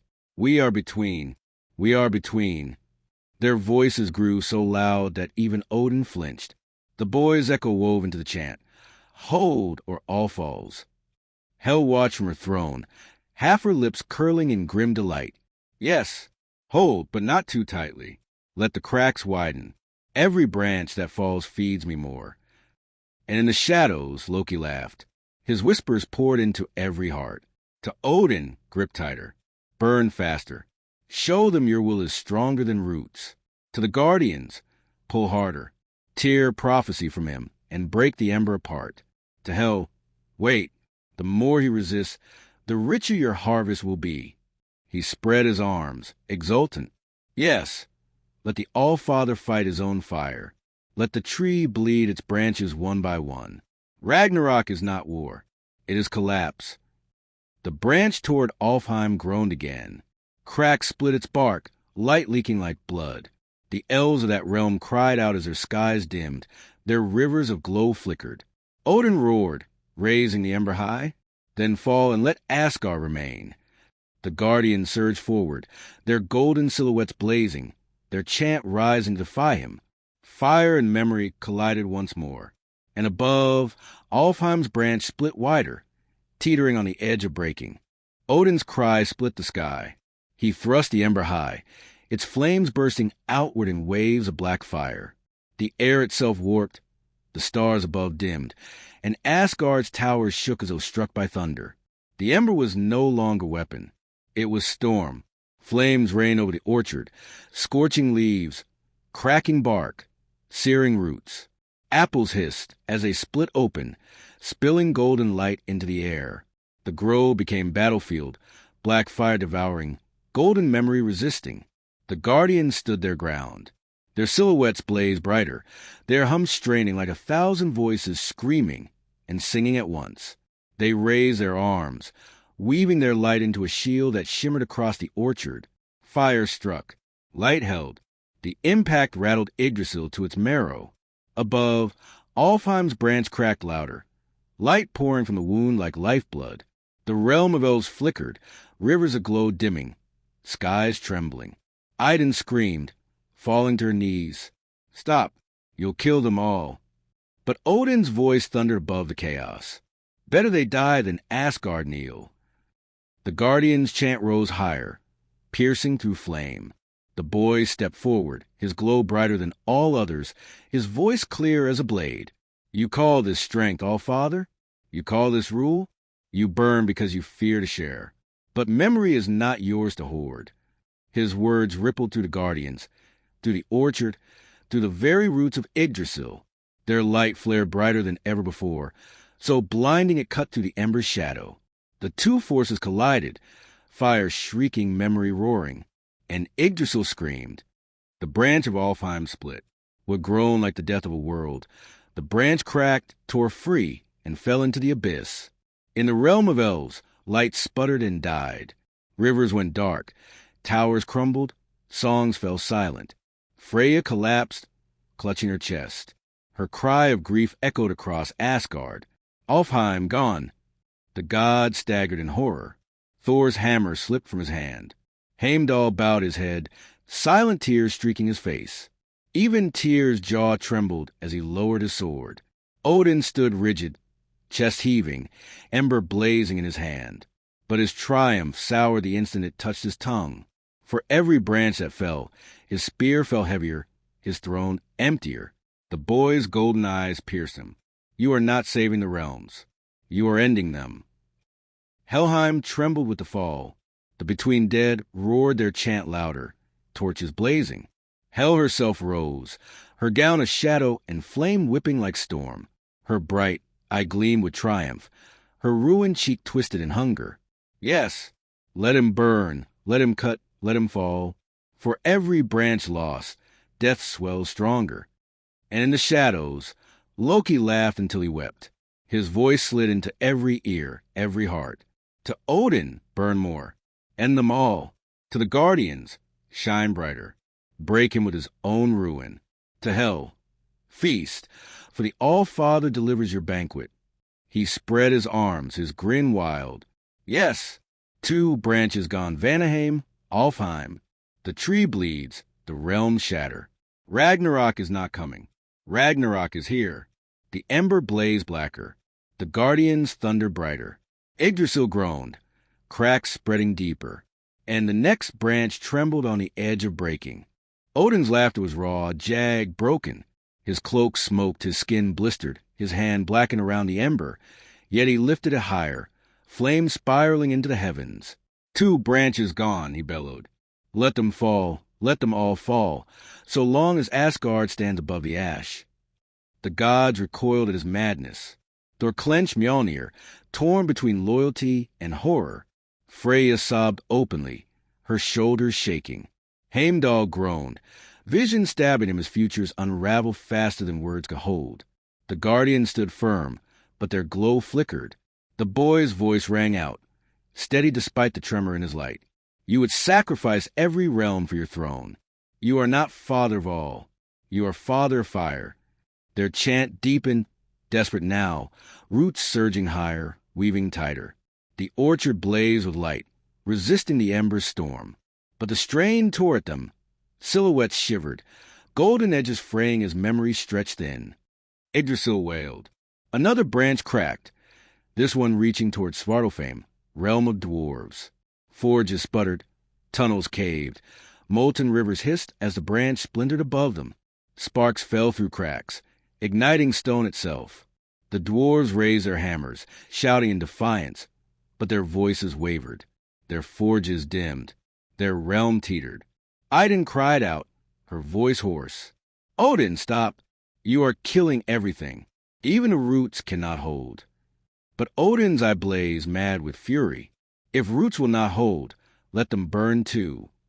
He thrust the ember downward, Black flame poured into the soil, searing through roots, racing toward Yggdrasil's heart. The guardians screamed. Their light surged, forming a wall of gold against the fire. The clash split the earth, sparks of ruin and echoes of memory bursting like stars across the sky. In Helheim, the Between Dead staggered under the quake. Their chant faltered, but the boys' echoes steadied them. Hold, hold, or the tree dies. Their torches blazed brighter, and their voices roared once more. We are between. Hel grinned from her throne, her ruined cheek twitching. Yes, hold, children, but not too tightly, for when you break, you will break into me. And Loki danced between fire and light. His laughter spun like thread, weaving into every heart. To Odin, drive deeper, pierce the roots, let the heart of Yggdrasil itself bleed. To the guardians, resist harder, tear the ember from his grasp and shatter it. To Hel, feast, for the cracks grow wide enough for you to swallow whole realms. His eyes gleamed wild with joy. 3 branches trembling, 2 already gone. The world tree withers, and with it all order. Choice is ash, memory is flame, and I am the only one laughing. Yggdrasil cracked again. Svartalfame's branch split wider, molten rivers roaring, dwarves screaming as forges fell into the abyss. The guardians strained, their golden light nearly breaking. The ember flared hotter, Odin's voice rising into a roar of madness. And the tree that bound all realms, trembled on the edge of a third death. The roar of the ember was no longer fire. It was hunger given voice. Black and red flames spiraled from Odin's hand, biting into the earth, clawing through roots, lashing against the orchard's glow. The guardians strained. Their silhouettes flickered, their edges fraying as though wind tore at their very being. The boy's golden form blazed brighter, his voice trembling but resolute. We stand. Even if we break, we stand. But Yggdrasil screamed. The branch of Svartalfame groaned, cracks running deep through bark and light. Molten rivers poured from the fissures, splashing across the dwarves' forges. Hammers fell silent. Tunnels collapsed. The glow of furnaces dimmed. And then, with a shudder like stone shattering, the branch snapped. Svartalfame fell. The realm of forges was swallowed into the abyss, its fire extinguished, its hammers silenced. The echo of their loss rippled across the cosmos. Idun sobbed into her hands. Freya collapsed to her knees, crying out. Heimdall staggered, clutching his head as visions broke apart into endless static. Even Thor lowered his hammer. Horror etched into his face. 3 branches gone. Vanaheim, Alfheim, Svartalfame. The world tree bled its children into void. Odin's chest heaved, sweat and smoke pouring from his body. His skin blistered black, but his grin was wild, savage. The ember burned through him, yet he held it close. Do you see? He roared. 3 realms fall, yet Asgard still stands. I will burn them all before I let Between crown itself king. The guardians staggered, their light dimming under the strain. Several silhouettes flickered, their glow tearing into shards before dissolving into air. Memory itself began to break. The boy's golden form trembled, but his voice held steady. You do not save Asgard. You curse it. Every branch that falls poisons a trunk. You are killing your own throne. Odin's, I flared, but for a heartbeat, doubt cracked through his fury. He clutched his chest, his body trembling as if the ember itself tugged at his soul. In Helheim, the Between Dead cried out as the quake shook caverns into collapse. Their chant faltered again, torches flickering. The boys' echoes surged through them, forcing their voices louder. Hold, hold, we do not fall. But Hel smiled darkly, rising from her throne. They do not see. Every time they hold, they break themselves thinner, and thinner threads are easier to cut. And Loki spun in delight. His laughter rang above all sound, weaving into the roar of fire and the chant of memory. To Odin, burn faster. Let the ember consume you. Then no one can take it from your hand. To the guardians, resist harder. Tear yourselves apart if you must. Every crack weakens him. To Hel, feast now. The tree's marrow spills for you. Take it. He flung his arms wide, his grin feral. 3 branches gone. The tree shakes. The realms collapse. The end is not wolf or serpent, but fire and echo. And I alone, dance in the ruin. Above, Yggdrasil trembled. Another branch, this one stretching toward Muspelheim, cracked, flames licking free, and all knew. If fire's realm fell, the ember's hunger would have no bounds. The sky above Asgard split open, bleeding fire and gold. Yggdrasil groaned, its bark cracking like thunder, and another branch trembled. This one reached toward Muspelheim, the realm of fire itself. The ember pulsed in Odin's hand, its hunger sharper than ever. He staggered, half consumed, smoke rising from his skin. His voice broke as he shouted into the storm. If Muspelheim falls, then fire belongs to me alone. The embers shrieked, flames leaping skyward, lashing the orchard in waves of black heat. Trees ignited, apples hissed and cracked, their light spilling into the night. Yet the guardians stood, golden silhouettes flickering but unbroken. The boy raised his arms, his voice straining. We hold. Even if fire devours fire, we hold. But the guardians' glow faltered. Some silhouettes tore apart, fragments of memory scattering like ash. Their chant grew uneven, trembling at the edges. In Muspelheim, the cracks spread. Rivers of flame stuttered, volcanoes dimmed. Skies of fire flickered uncertainly. The sons of Surt lifted their swords, roaring in fury as they watched their own world unravel. Their king struck his blade against stone, sparks bursting. If Muspelheim dies, we die with it. But even they felt the embers pull, a fire older, hungrier, stronger than their own. Idun ran forward, falling to her knees before Odin.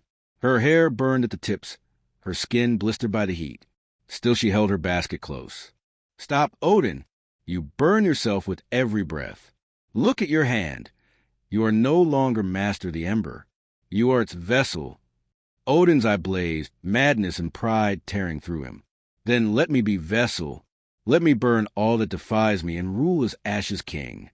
He thrust the ember downward.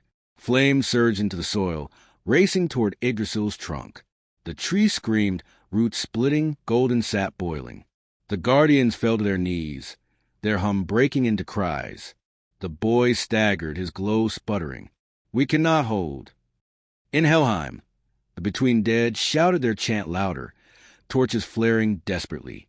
But even their voices wavered under the quake. Caverns collapsed, rivers of shadow boiled, and still they roared. We are between. We do not fall. Hel rose, her gown of shadow whipping around her. Her bright eye glinted, her ruined cheek twisted in hunger. Yes, break yourselves. Shout until your voices bleed. Every shred you lose falls to me. And Loki's grin widened. He danced at the edge of the flame and the light, arms outstretched, laughter slicing the chaos. To Odin, give yourself fully. Let the ember eat you. Then you become fire eternal. To the guardians, break if you must. Your fall feeds your song. To Muspelheim, roar, burn, die. Your flames will only swell the ember brighter. His voice slithered into every ear. Yes, let Muspelheim crack. Let the All-Father blacken. Let the guardian shatter. For realms gone and still the tree shakes. Ragnarok is no prophecy. Ragnarok is choice. And every choice is ruin. Above, Muspelheim's branch cracked. Flames spewed into the void, sparks raining across the realms. The ember blazed brighter in Odin's fist, nearly consuming him whole, and the guardians flickering, breaking, rose one last time, their chant hoarse but defiant. We are between. We are between. The orchard shook, Yggdrasil wailed, Muspelheim trembled, and the balance teetered on the edge of collapse. Odin's roar shook the heavens as the ember blazed brighter, swallowing the night in fire. His skin cracked, his veins burned black, his eyes shone like a coal torn from Muspelheim's heart. He was no longer merely holding the ember. He was becoming it. The guardians staggered under the force of his fire. Their golden light sputtered, their silhouettes flickered, their chant broke into gasps. The boy raised his trembling arms, voice hoarse but steady. Hold! Even if we break, we must hold. But Yggdrasil groaned louder, its bark splitting, its sap spilling golden and red. The branch of Muspelheim cracked again, fire gushing from the wound. Across that realm, rivers boiled, volcanoes dimmed, skies of flame stuttered. The sons of Surt wailed, their swords useless against a fire older than their own. Idun fell to her knees before Odin, her basket clutched tight, though her hands blistered. Tears streaked her face. You are killing yourself. You are killing the tree. Please, release it before there is nothing left. Odin snarled, his voice twisted by flame. I will not release. If the tree must fall, it falls by my hand. If I must burn, I burn as king of fire. He thrust the ember high, and fire poured outward like a flood. The guardians screamed. Their light blazed wildly, pushing back against the torrent. Some silhouettes burst apart into shards of memory, scattering into the orchard. Still they held. Still they resisted. The boy's glow dimmed, yet his voice cut through the storm. Then we give what he never will. Not fire, not crown. We give ourselves. The guardians turned to him, their eyes wide. He nodded once, his glow trembling. If the orchard must live, then we break. We pour ourselves into the roots, into the fruit, into memory itself. Not between, but within. And in giving all, we hold Yggdrasil. The orchard quivered. Apples fell, glowing brighter than suns. Roots surged, twisting toward the boy, as if answering his call. Idun's eyes widened, horror and awe battling in her chest. No, if you dissolve into the orchard, you will never return. You will be nothing but echoes. The boy's golden gaze met hers. Better echoes than ash. In Helheim, the between dead heard his words as if carried by wind. Their torches flared and their chant shifted. We are between. We are within. We give the hold. Hell watched from her throne, her bright eye narrowed, her ruined cheek twitching. Fools, sacrifice does not save you. It fattens me. Yet her voice wavered, uneasy, as though she feared what true self-offering might unleash. And Loki laughed until tears burned his cheeks. His voice sliced through both sides. To Odin, burn faster, lose yourself entirely, let the ember crown you ruin. To the guardians, give yourselves, dissolve into roots, vanish into fruit. What a delicious trick, to kill yourselves for a tree. To Hell, watch closely. If they vanish, what remains for you to claim? He spread his arms, his grin feral. Yes, sacrifice or fire, ruin or echo. No wolf, no serpent, only choice. And choice tears the tree apart. Yggdrasil cracked again. The branch of Muspelheim split wider, flames spilling like blood. Odin staggered, consumed by fire. The guardian swayed, preparing to dissolve into memory. The end trembled on the edge of decision. The orchard trembled as the guardians pressed their hands to the roots, their golden glow seeping into the soil like water into parched earth. One by one, their silhouettes flickered, blurred, and dissolved, not into ash, but into light that raced through the orchard's veins. The boy, his glow trembling brightest, raised his arms high. We give what the All-Father never would. Ourselves. Let our memory bind the tree. Their chant shifted, swelling into something deeper, older. We are between, we are within, we do not end. Roots surged, branches quivered, apples pulsed brighter than fire. The orchard drank their sacrifice. Its hum rising into the air itself rang like a bell struck by eternity. Odin staggered, clutching the ember to his chest. Its fire scorched deeper, crawling into his veins. His skin cracked, his beard smoked, his voice split into flame. You waste yourselves, he bellowed. Light into light, dust into dust, and still I burn. The ember flared, roaring outward, devouring more of him with each breath. His eye dimmed, then blazed again, but less Odin and more ember. He was ceasing to rule it. He was becoming it. Thor shouted, stepping forward. Father, stop this before you vanish. But Odin snarled, his voice more fire than flesh. Better vanish as flame than kneel as shadow. Idun's tears fell like rain onto scorched soil. She clutched her basket, apples glowing fiercely, their hum vibrating in her bones. If they vanish into the orchard, then so must I. She lifted an apple to her chest, her glow mingling with its light. The fruit pulsed, whispering into her soul, Guardian, become root, become seed. She closed her eyes, pressing the apple tight. If sacrifice is all that holds Yggdrasil, then I will not stand apart. I am not keeper fruit. I am fruit. Her body blazed with golden light. In Helheim, the between dead saw her glow ripple through the cracks. Their torches flared, their chant rising to join hers. We are between, we are within, we do not end. Hel's ruined cheek twisted, but her bright eye widened. No, no, if they dissolve, if they give themselves fully, they escape me. They cheat me of my feast. For the first time, her voice trembled with fear. And Loki clapped his hands, double with laughter, his words sliced into both sides. To Odin, look, they vanish, and still they defy you. Strike harder, burn faster, become fire itself, or be remembered only as failure. To the guardians and Idun, yes, dissolve. Give yourselves wholly, but no, what vanishes into light can also be twisted. I will make your sacrifice my trick, your song my laughter. His grin gleamed like a knife. Yes, fire into flesh, memory into fruit, choice into chaos. All threads run to me. Yggdrasil groaned, splinters raining across the realms. Muspelheim's branch hung by a thread, fire spewing into void. Odin's form twisted, half god, half flame. The guardian's glow surged, pouring deeper into the orchard. Idun blazed like a star. And in that unbearable clash, the world tree cried for resolution. The end was no longer distant. It was here. The orchard blazed, half gold, half black. Fire screamed, memory roared.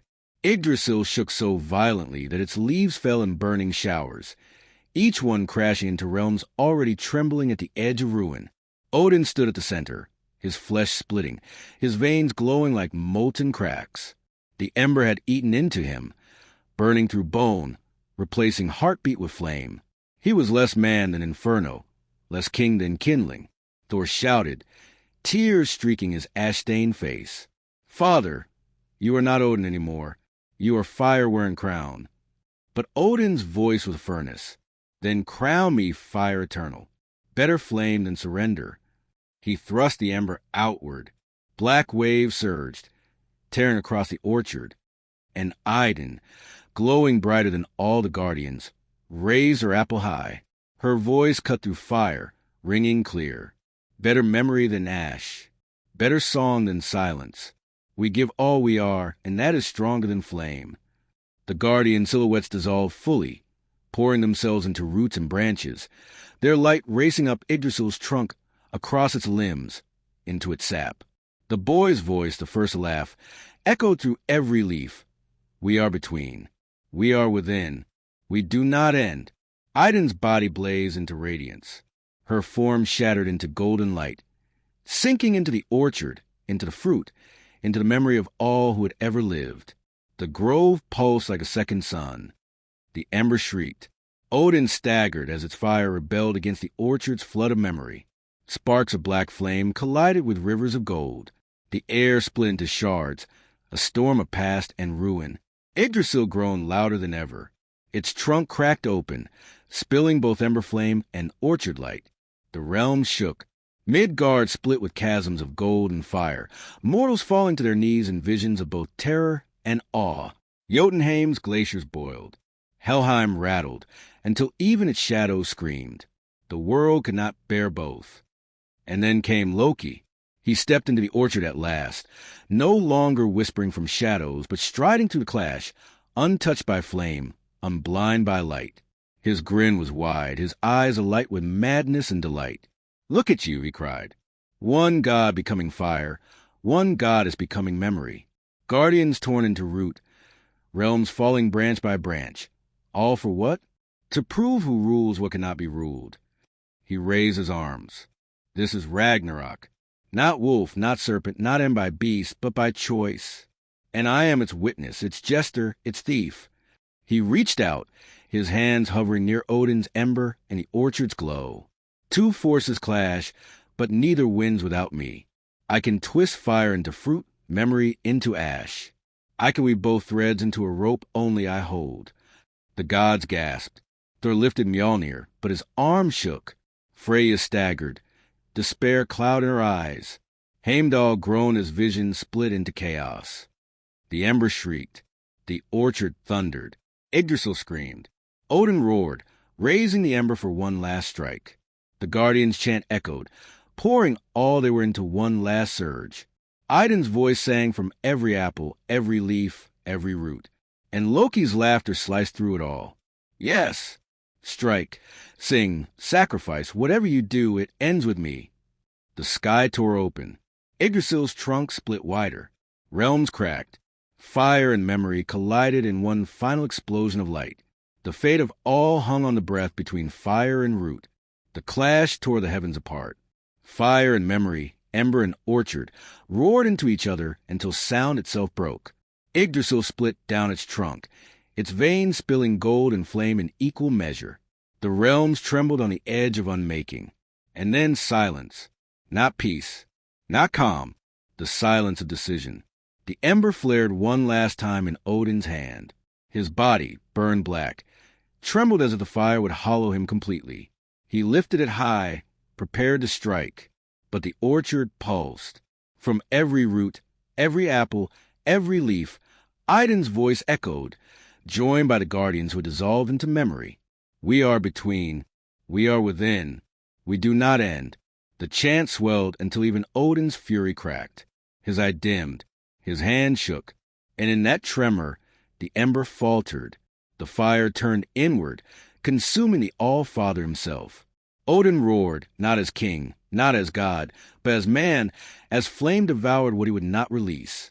His form blazed, then shattered, scattering into sparks across the sky. Odin was gone. The orchard thundered with light, roots surging, branches glowing. The guardian sacrifice flowed through Yggdrasil, stitching cracks, mending wounds. But not all could be saved. 3 branches were already gone: Vanaheim, Alfheim, Svartalfheim. Muspelheim's limb hung charred and broken, its skies flickering weakly. Yet the trunk held. The tree lived, scarred, bleeding but alive. The realms breathed again. Mortals in Midgard looked up and wept at the sight of gold instead of ash. Giants in Jotunheim bowed their heads in reluctant awe. The between dead roared until their torches burned white. And from every apple, Idun's glow lingered, her voice soft, eternal. Memory holds. Even gods cannot burn what is remembered. Thor fell to his knees, clutching Mjolnir, tears streaking his soot-stained face. Freya whispered prayers through broken sobs. Heimdall wept silently, visions calming at last in the threads of possibility. The gods were fewer. The tree was wounded, but the world endured. And Loki stood smiling at the heart of the ruin. He clapped slowly, his laughter soft now, not wild, not mocking, but satisfied. Odin burns, Idun dissolves, the guardians vanish. Fire remains, memory remains, but not whole, not pure, twisted, scarred. And in scars, in scars is where I thrive. He stepped over the scorched roots, his eyes gleaming. The prophecy said the end would come by wolf, by serpent, by fire. But here it came by choice, by sacrifice, by trick, and who whispered choice into both ears? Who danced between fire and fruit? He spread his arms, bowing to the broken orchard. Me! His laughter rolled across the realms, softer than thunder, sharper than knives. Yggdrasil stood scarred, realms missing, gods diminished. But life endured, memory endured, choice endured. And somewhere in the golden glow of an apple still warm with Idun's light, the boy's laughter echoed softly, the laugh that had begun it all. Not end, not beginning. Between,